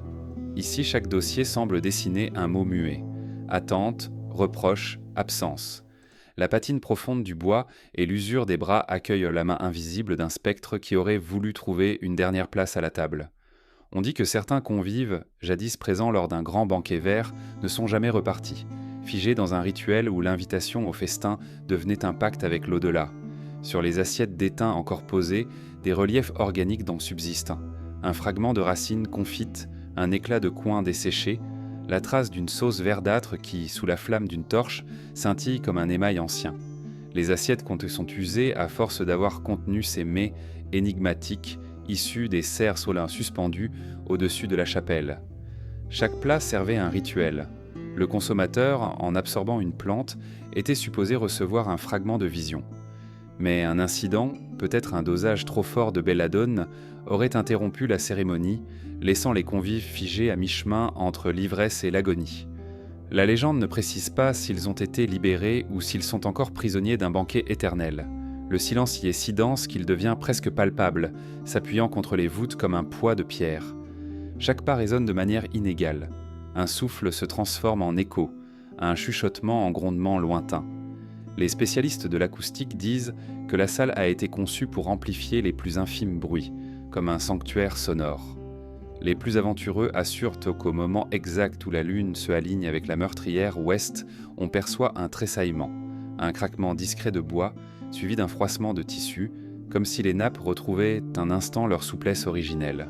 Des visiteurs nocturnes racontent avoir vu, dans un coin de la pièce, l'apparition furtive d'une silhouette pâle, glissant derrière les rideaux de velours déchirés. Ils jureront qu'elle s'incline devant la table, comme pour humer une dernière fois l'arôme des plats, puis s'évanouit dans un souffle de vent glacé. À d'autres heures, un parfum de rose trempé d'essence d'armoise flotte encore, et ceux qui l'aperçoivent disent avoir ressenti un serrement de gorge, comme si un murmure lointain répétait un toast immémorial. Tous s'accordent à dire que la salle ne reste jamais vide bien longtemps. Elle attend toujours qu'on vienne compléter ce banquet silencieux. Les archives récupérées après l'incendie de 1793 mentionnent un banquet funèbre de la baronne, organisé pour commémorer la mort d'un proche. On parle d'une assemblée de nobles et d'érudits, conviés à un festin où chaque convive portait un vêtement vert, signe de deuil et de renaissance. Mais ces registres officiels s'arrêtent brusquement. Plus de noms de participants, plus de menus, plus de protocoles. Les seules notes marginales, griffonnées à torrent à l'encre verte, évoquent un rituel secret. Ne pas éteindre les flammes, ne pas rompre le cercle. L'absence de détails laisse supplanter l'imaginaire, et chaque lecteur y projette la terreur ou la fascination qui l'anime. Alors que je me tiens devant le bout de la table, la main posée sur le bois usé, j'entends le frôlement d'une feuille portée par le vent qui s'infiltre sous la porte. C'est un son imperceptible, mais il m'enjoint à ne pas partir sans un ultime regard. Je me tourne vers la porte d'accès à la cuisine du château, où l'on conservait jadis les préparations, fioles, vases, mortiers. On raconte que le véritable secret du banquet ne résidait pas seulement dans les convives, mais dans les messagers d'outre-tombe chargés d'apporter les plats. Ils ne portaient pas d'armes ni de torches, seulement des plateaux couverts d'un drap noir, se déplaçant sans bruit ni empreinte. Leur existence, non consignée, n'a laissé aucune trace matérielle, sinon dans quelques rumeurs insistantes. La cuisine se trouve de l'autre côté de ce seuil, prête à révéler peut-être comment le festin fut acheminé et pourquoi certains plats n'ont jamais cédé au temps. Un souffle étouffé m'accueille à la porte de la cuisine déserte, là où les échos lointains du banquet résonnent encore dans les marmites refroidies. Une solennité étrange émane des murs noircis par la fumée, comme si chaque pierre portait la mémoire d'un pas furtif. Les tabliers, suspendus à des crochets, sont couverts d'une patine blafarde, vestige d'un labeur nocturne. C'est là que les messagers d'outre-tombe prélevaient silencieusement les plats, dissimulés sous des draps sombres, avant de disparaître dans les couloirs comme une brume insolente. Qui étaient-ils ? Aucun registre ne porte leur nom, aucun conte n'atteste leur passage, et pourtant, des témoins affirment avoir vu une silhouette glisser à travers la chatière de la porte, le regard fixé sur la salle du banquet funèbre, comme conduite par un appel immuable. Dans l'ombre des celliers, j'ai suivi les traces d'un pas léger, presque inaudible sur les dalles incrustées de miettes desséchées. Les barils de vin gisaient en renversés, portes ouvertes vers un abandon singulier. Sur une étagère, j'ai découvert un petit écriteau de bois où subsistait l'inscription « Pour les vivants passés », un jeu de mots sibyllins peignant la vocation de ces porteurs invisibles. Derrière moi, une armoire à épices, ses flacons vides alignés comme des sentinelles, offraient encore la fragrance éteinte d'une cannelle oubliée. Entre basilic et girofle, on devine le parfum d'un secret culinaire, conçu pour titiller non seulement les papilles des convives, mais leur imaginaire les préparant à un voyage où la chair et l'esprit se fondent dans un même vertige. Les couloirs suivent alors un tracé complexe, un réseau de galeries, étroites, assez larges pour un homme, mais trop bas pour porter une torche enflambée. Les murs, tapissés de tentures humides, retiennent chaque goutte d'eau comme un secret. C'est par là que les messagers glissaient, sans un mot, sans un frein au cœur, portant sous leurs bras un plateau couvert d'un velours sombre. On m'a dit qu'ils obéissaient à un code tacite. Aucune lumière ne devait percer le drap, aucune empreinte ne devait marquer le plancher. Les rares gardiens qui ont tenté de les surprendre n'ont vu que l'effacement d'une silhouette au détour d'un renfoncement, comme si le château lui-même avait avalé un fantôme. À mi-chemin entre la cuisine et la grande salle, une porte dérobée, dissimulée derrière un panneau de bois sculpté, s'ouvrait sur un escalier à vis. Les marches, taillées dans le calcaire, sont usées de manière asymétrique, l'une pèse sur le côté extérieur, comme si la respiration de plusieurs corps y avait insisté. C'est là qu'un ancien boulanger du domaine, revenu visiter les lieux avant de mourir, jura avoir entendu un bruit de pas tournoyer autour de lui, avant de s'effacer dans les profondeurs. Il parlait d'un rire à peine esquissé, d'une intonation qui n'était ni celle d'un homme ni celle d'un spectre, mais d'une voix arrondie par quelque secret ancestral. En explorant l'escalier, j'ai glissé la main sur la rampe de fer forgé, où subsistent de fines gouttes d'un métal vert de gris. À l'envers de chaque boucle, on devine une micro-inscription, 2 lettres entrelacées, M et F. Les historiens du château identifient ces initiales à une confrérie oubliée, le Murmure fraternel, dont l'existence n'est attestée que par quelques graffitis discrets, repérés dans la salle du trésor et dans la crypte. Les membres de cette confrérie auraient été chargés de veiller à la préparation des plats soctas sacrés, appelés fragments de vertu, destinés à évoquer non seulement le goût, mais l'essence même de la baronne. Les messagers, eux, en étaient la main visible et l'ombre muette. Une nuit sans lune, j'ai tendu l'oreille au pied de l'escalier, entendant le glissement feutré d'un tissu contre la pierre. Un plateau a frôlé le sol, une vibration imperceptible s'est répandue dans l'air stagnant. J'ai allumé ma lampe, mais la flamme n'a révélé que des échos. Une poussière tourbillonnante, suspendue dans le halo, puis un vide. Un coin du drap noir était coincé sous la dernière marche, trésor silencieux, mais lorsque je l'ai tiré, il s'est déchiré, n'offrant qu'un lambeau dépourvu de toute identité. Était-ce un signe de hâte, de crainte, ou un rituel d'effacement volontaire ? Le mystère s'étendait, plus dense que la suie sur les poutres. Les légendes populaires, héritées des anciens faiseurs de pain, affirment que ces messagers d'outre-tombe ne pouvaient être vus que d'un œil en trompe-l'œil. Il fallait cligner des 2 yeux en même temps, à la lisière du sommeil, pour percevoir leurs contours vacillants. Ils apparaissaient tôt par à-coups, comme un film ancien entre 2 bobines, leur ceinturon glissant comme un souffle, leur démarche marquait un silence rituel. Les plus anciens du village parlent d'un pacte. Ces porteurs avaient un peu juré de ne jamais goûter aux plats qu'ils transportaient, de rester étrangers aux saveurs afin d'être dignes de l'offrande. Cette abstinence, jurée au nom d'une fidélité absolue, aurait transformé leur corps en véhicules impassibles, des coquilles humaines au service d'un banquet immortel. Un ancien parchemin, découvert dans un registre clandestin, mentionne une clause troublante. Le messager ne porte jamais couteau, ni épée, ni armure. Son outil demeure l'assiette et le manteau. Cette absence de toute arme sied à une fonction rituelle, livrer la nourriture aux morts vivants d'un banquet où les convives déjà éteints reprennent vie par le goût, l'odeur, une dernière fois. Le geste du messager devient un rituel sacré, chaque déplacement calculé, chaque offrande déposée sans un bruit, juste un frôlement contre le bois de la porte ou le tissu d'une nappe. Le mystère de ces héros silencieux se perd dans la nuit des archives, materné par un silence complice. Au bout du couloir, avant l'entrée de la salle, un petit vestibule portait encore les restes d'un champignon phosphorescent qui diffusait un halo vert superposé à la lueur vacillante des torches. Les botanistes sont perplexes face à cette espèce soupçonnée éteinte, mais les mycologues locaux confirment l'existence d'un capuchon luminescent, capable de tenir la lumière des torches à distance et de créer un spectre chlorophyllien.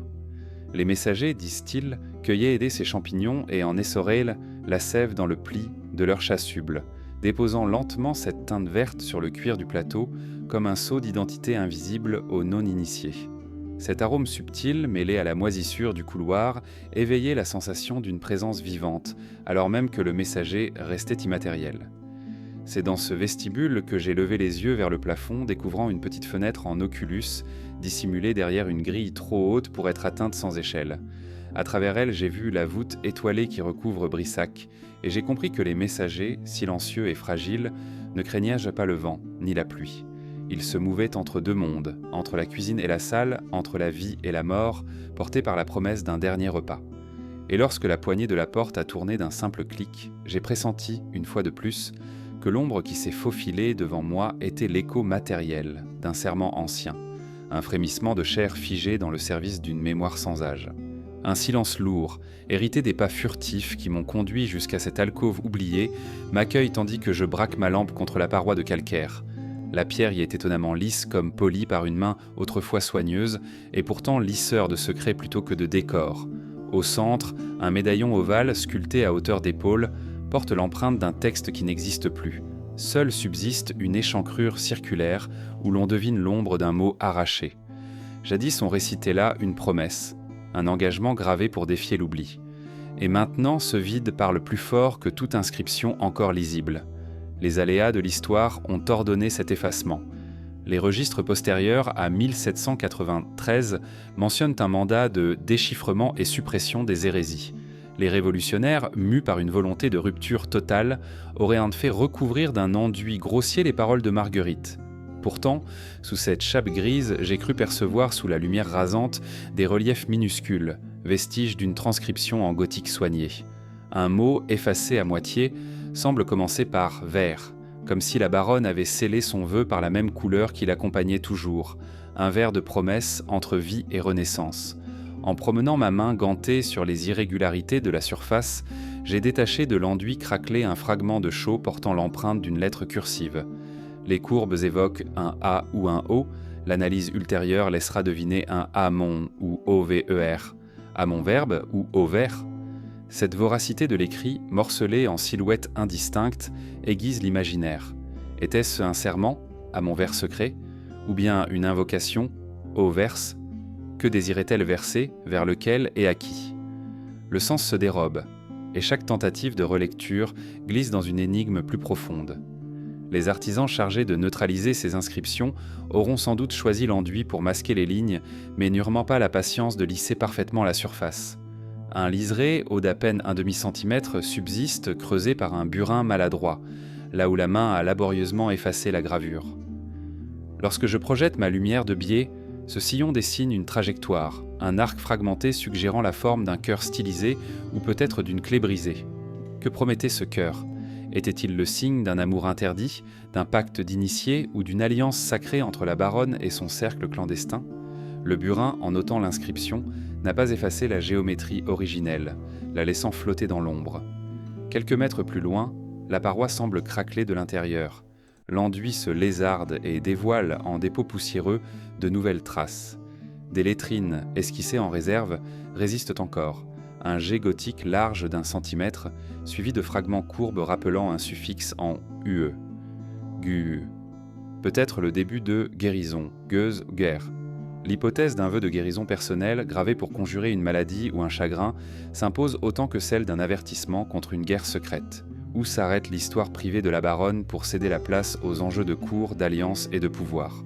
Le lieu même, une petite niche adossée au soubassement de la chapelle, renforce cette dualité. Sous mes pieds, la pierre porte des marques d'humidité, tandis que les gouttes tombent d'une voûte basse, comme si l'espace retenait en lui le souvenir de larmes versées au moment de l'effacement. Était-ce le cri silencieux d'une voix muselée, le clapotis rituel d'une eau sacrée ou les derniers sanglots d'une initiation brisée? Les stalactites forment des stalagmites inversés, pathétiques réminiscences d'une parole que l'on tentait de relever vers le haut, mais qui s'effondrait, écroulée sous le poids de l'histoire. À l'aide d'un endoscope, j'ai sondé la cavité derrière l'enduit. Le petit périscope a révélé un espace secondaire, étroit, où d'autres inscriptions persistent, bien que très effacées. Des mots visibles se succèdent vite.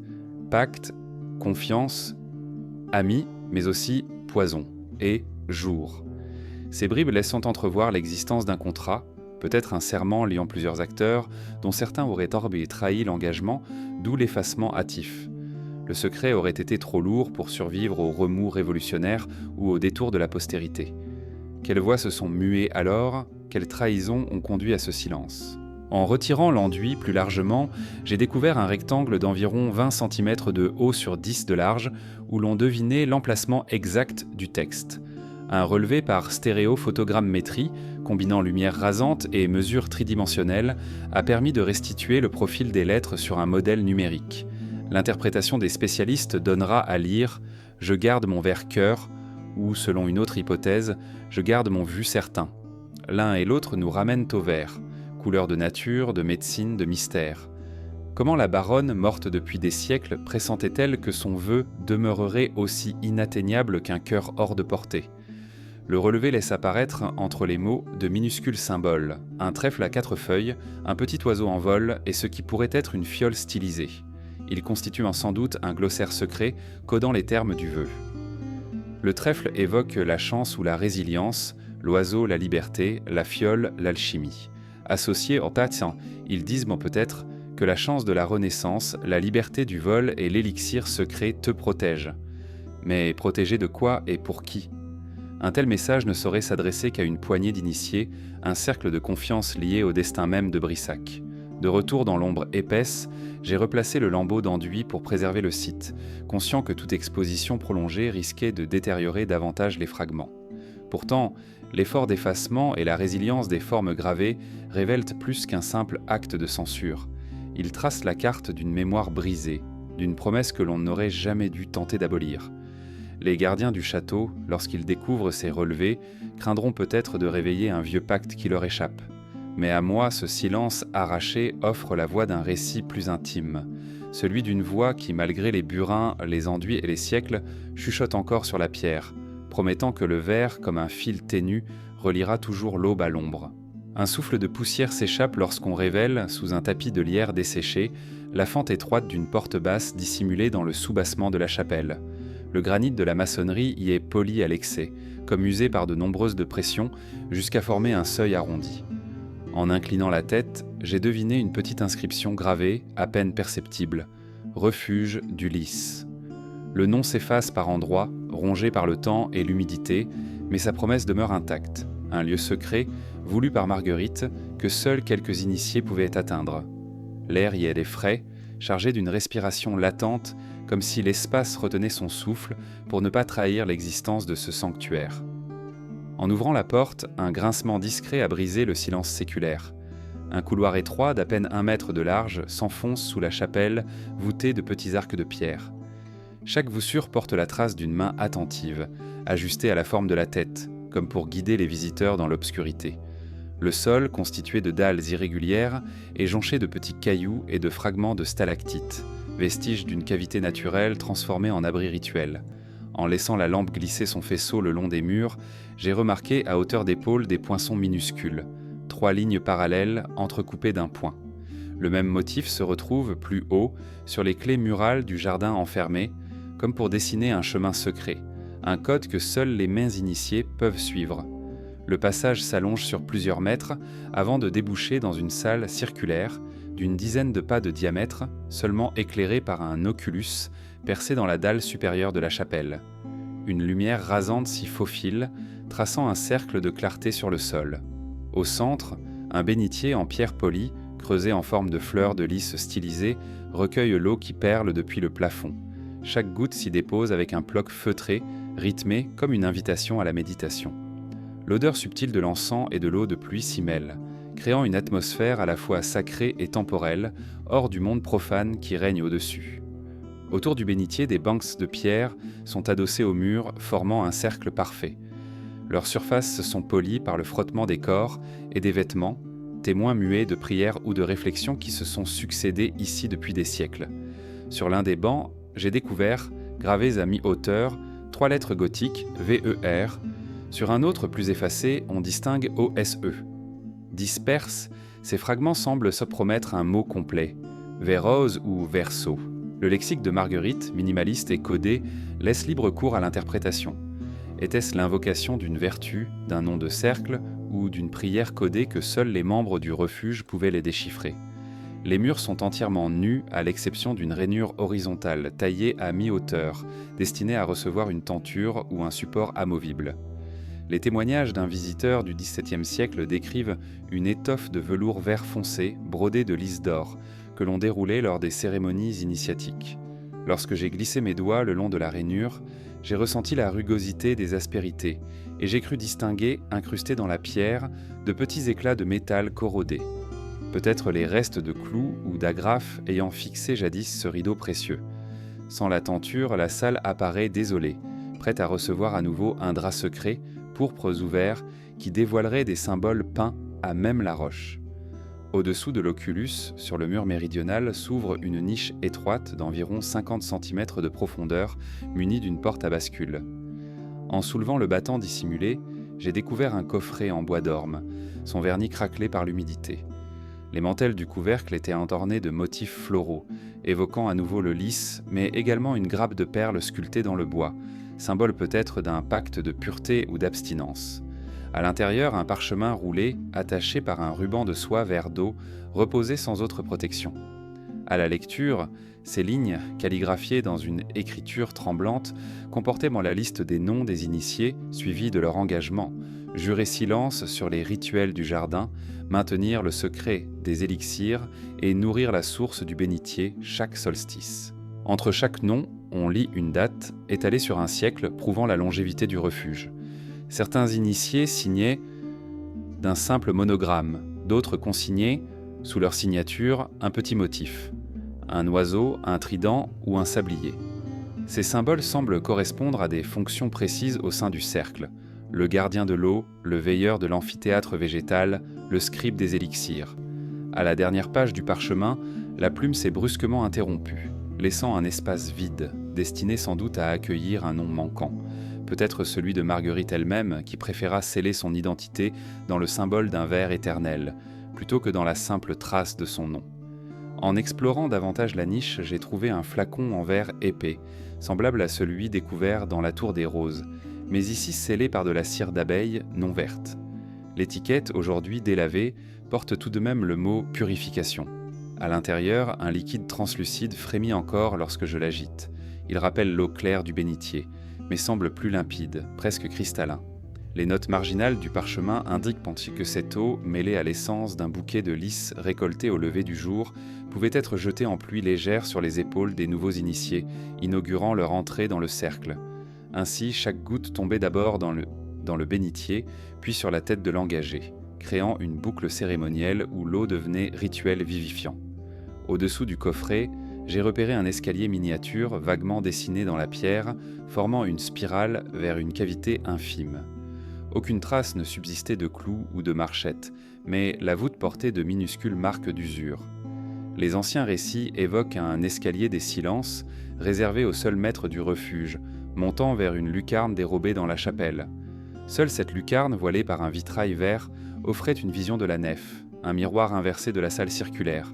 De là, on pouvait contempler l'assemblée réunie, tout en restant invisible. Je n'ai pas pu m'y glisser, tant la fissure est exiguë, mais le simple emprunt de ces tracés prouve l'existence d'un réseau architectural subtil, conçu pour maintenir le secret tout en offrant le contrôle absolu sur l'espace. Quand j'ai redescendu la lampe, l'obscurité s'est faite plus épaisse et j'ai perçu derrière moi un souffle léger. Ce n'était pas le vent, ni la réverbération des gouttes sur la pierre, mais un son ténu, presque imperceptible, un glissement de tissu frottant contre la roche. J'ai attendu un long moment, immobile, et l'air était resté immobile à son tour. Était-ce l'ombre d'un initié revenant vérifier que tout était en ordre, ou simplement le frisson d'un lieu hanté par ses propres rituels. Le refuge d'Ulysse, promesse de révélation, se refermait sur lui-même, murmurant qu'il ne livrerait pas facilement ses secrets. En regagnant la chapelle, j'ai ressenti le poids de l'eau bénite, reflet vert d'un monde souterrain, prêt à irriguer les souvenirs du château. Le seuil refermé, j'ai pressé la paume de la main contre la pierre froide comme pour imprimer ma présence dans l'invisible. Le refuge d'Ulysse, loin d'être un simple refuge, apparaît comme le cœur battant d'une tradition secrète, où la nature, la pierre et le souffle des initiés se rejoignent dans un cercle éternel. Et tandis que je m'éloignais, j'ai compris qu'il me faudrait revenir un jour pour explorer le réseau sous-jacent, ce labyrinthe silencieux, où la mémoire s'épanouit dans le verre de la promesse. Une odeur âcre de charbon et de rouille m'a accueilli dès que j'ai déniché l'entrée dérobée au pied de la tour sud. Un linteau à demi masqué par une liane desséchée s'offre à peine mais révèle un escalier raide, taillé directement dans le roc. Chaque marche descendante émet un soupir grave, comme si elle se plaignait de porter le poids des années et des secrets oubliés. À la lueur de ma lampe, j'ai aperçu des taches sombres, coulures de métal fondu, résidus de forge, qui témoignent d'un feu jadis entretenu sous la pierre. Le souffle devient plus chaud, chargé d'un bourdonnement sourd, comme si la terre vibrait encore du travail des artisans disparus. Au bas de l'escalier, une vaste salle voûtée se déploie, soutenue par d'imposants piliers de calcaire. Le sol est jonché de scories métalliques, de fragments de tôle martelés et de copeaux de bois troués par la condensation. Dans un coin, un haut fourneau, conservé en partie, présente encore sa gueule noircie. Les briques craquelées portent d'anciennes gravures, un marteau croisé avec une enclume et, à leur sommet, une étoile à 6 branches. Ce symbole réapparaît furtivement dans d'autres recoins du château, comme pour tisser un fil invisible entre les ateliers et les cercles initiatiques. Était-ce là l'atelier principal des forgerons de la Baronne, ou un lieu secret où l'on façonnait des outils plus ésotériques qu'utilitaires ? Autour du foyer refroidi, j'ai repéré plusieurs enclumes de différentes tailles, leur surface martelée luisant d'un éclat livide. Les musées du Mans conservent une enclume identique datée du début du XVIIe siècle, mais ornée d'un motif de lys central, ici à peine discernable sous la suie.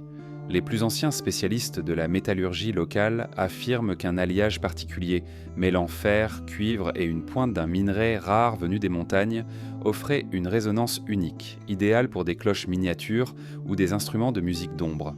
L'atelier prenait alors l'allure d'un sanctuaire sonore où le martèlement sculptait autant le son que la forme. Au mur opposé, une rangée de crochets soutenait autrefois des outils de précision. Limes, burins, pinces et ladres, tous recouverts d'une fine couche de rouille verte. Chacun portait une inscription gravée dans le métal. Incognita, arcanum, vita. Ces mots, jetés comme des promesses, laissaient pas penser que les objets façonnés ici servaient non seulement à tailler le bois ou le métal, mais à tracer des symboles codés, à inciser des sceaux ou à ciseler des amulettes. Quelles mains s'en servaient ?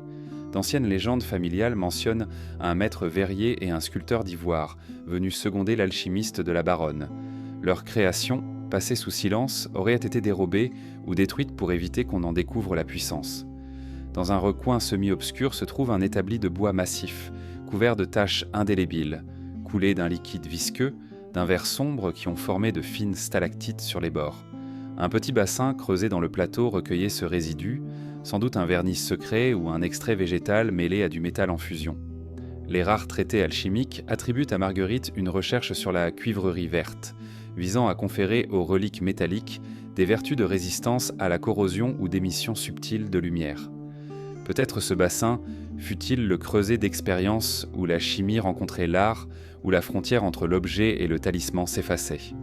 Au fond de la salle, un dispositif intrigant apparaissait sous une pile de planches vermoulues.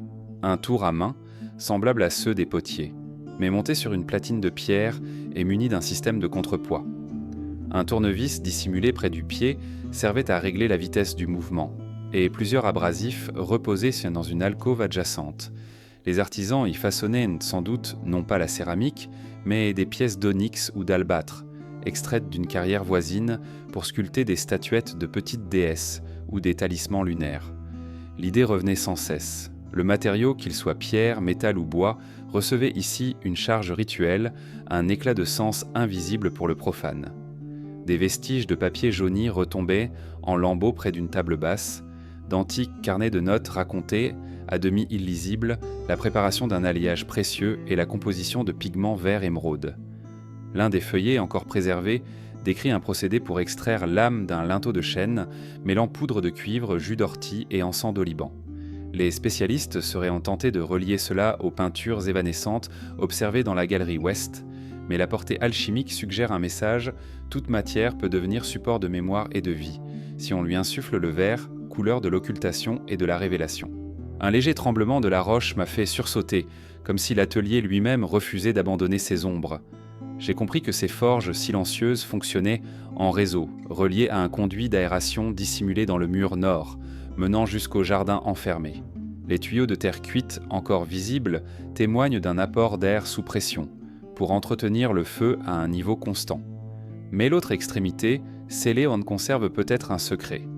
L'air du jardin, chargé d'odeurs végétales, alimentait la combustion, liant la force du végétal à la vigueur du métal. Une symbiose étrange qui métamorphosait l'atelier en une forge vivante où la nature et la technique s'unissaient dans un souffle vert. Lors de ma dernière inspection, j'ai effleuré du doigt une plaque de cuivre emboutie, fixée à la charpente. Elle représente un loup hurlant entouré de feuilles d'acacia. Le motif, unique dans tout Brissac, se retrouve pourtant sur un anneau de garde retrouvé dans le puits des Lamentations. Même étoffe, même texture de gravure. Cette répétition ne peut être fortuite. Elle évoque un écho de symboles, un fil qui court sous le château, reliant l'eau, le feu, le bois et le métal dans un même champ secret. Les ateliers fantômes, plus qu'un lieu de production, se font mémoire tangible d'une alchimie universelle, où chaque élément se transmute sous la main initiée. En m'éloignant, j'ai glissé un dernier regard sur la gueule du fourneau, dont l'âtre béant semble avaler la torche. Le silence, à présent, recouvre la salle d'une chape d'oubli, mais je sens qu'il suffirait d'un seul coup de marche pour raviver les braises et ranimer les forges. Les outils, lime et enclume, murmurent une invitation. Revenir avec le mélange exact d'ortie, de cuivre et d'encens pour écouter à nouveau le chant du feu vert. Car c'est dans cette forge endormie que la pierre et le métal s'unissent, dans la promesse d'un savoir enfoui, prêt à s'incandescier de nouveau sous la caresse du souffle et du geste. Un murmure persiste dans l'air vicié de la salle basse, là où l'on dit qu'une main anonyme grava jadis une promesse éternelle dans la pierre avant que les ciseaux d'un pouvoir sans nom ne viennent de l'effacer. En approchant mes doigts de la paroi, j'ai senti une irrégularité, un creux minuscule comme le sillon laissé par un burin trop léger, une cicatrice discrète où l'ombre aimante se dépose. La lumière rasante de ma lampe révèle des stries effilochées, vestiges d'un mot que l'on a voulu rendre illisible. Pourtant le vide parle. Il contient l'écho d'une voix figée dans le granit, prête à renaître à celui qui saura écouter ses fissures muettes. Autrefois, on racontait qu'un ermite, compagnon de Marguerite, traça sur cette même surface un serment liant le destin du château à une source oubliée. Je garderai ta mémoire, même si l'on m'arrache la voix. Les historiens ridiculisent en ce récit, l'attribuant aux fabulations des gardiens de nuit. Et pourtant, en grattant délicatement l'enduit moderne, j'ai fait surgir un fragment de lettrine gothique. Un E ou un F à demi escamoté, comme le vestige d'un nom propre, éternel, fidèle, esprit. Chaque tentative de restituer la forme complète bute contre l'oubli poli par le burin et laisse sur la main un goût amer de promesses trahies.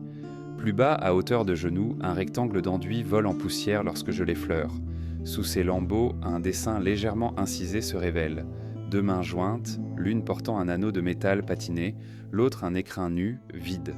Le crayon d'un artiste inconnu a laissé l'ombre de cette alliance, ébauche émouvante d'un pacte scellé puis rompu.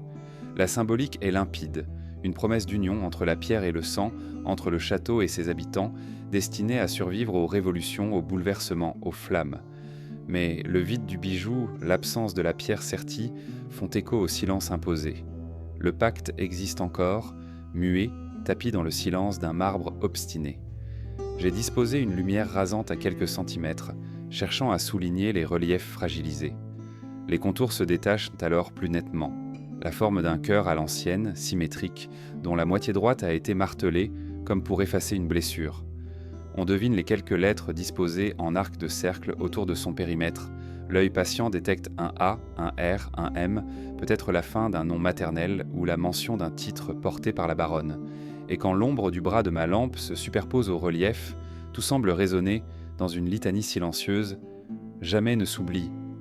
un fragment de phrase poétique et désespérée, réitéré dans le silence le plus profond. Au fond de la niche, un coffret de fer rouillé, jadis scellé à la roche, gîte ouvert depuis longtemps, son couvercle arraché. À l'intérieur, un carton épais, jauni, porte les restes d'un manuscrit scotché sur la paroi. Quelques mots d'une adresse, une date, puis rien. Les traces de sang desséchées en marge évoquent un ultime recours, lorsque la parole a voué à se taire. J'ai extrait délicatement ce témoignage sans nom, craignant de le briser. Il semble évoquer un moment précis. La nuit du franchissement du puits, quand un initié aurait voulu sceller son serment pour défendre le mystère de Brissac. Mais la suite, lacunaire, laisse supposer un retournement. Quiconque s'y là a hésité, hésita trop longtemps, et la pierre, jugée indigne, lui refusa la parole. En sondant l'âme de la paroi à l'aide d'un endoscope, j'ai découvert derrière l'enduit un mot entier, protégé dans une fente étroite, Memoria, écrit en lettres capitales, érodées, mais parfaitement reconnaissables. Ce mot latin « mémoire » s'offre comme la clé d'un ultime avertissement. La mémoire ne peut être tuée, même si l'on tente de l'effacer du marbre. C'est là la dernière marque, un défi lancé aux ravisseurs de l'histoire. Qu'importe combien d'incendies, de burins ou d'enduits, la mémoire, elle, survit, elle renaît dans les fissures, dans les grains, dans les ombres que l'on croyait scellées. Lorsque j'ai refermé les volets de pierre, j'ai senti dans l'aorte de la roche une pulsation légère, comme un écho d'outre-temps. La promesse effacée dans la pierre palpite encore, prête à se dilater sous l'effet du regard attentif, comme si le château, tiré de sa torpeur, respirait à nouveau. Et je me suis retenu de chuchoter « Je garde ta mémoire », car seul un murmure sincère, déposé dans ce creux, pourrait peut-être ranimer le cœur du verbe perdu. Le mur, stoïque, offre son silence, et c'est dans ce silence que résident tous les mots qu'on a voulu faire taire.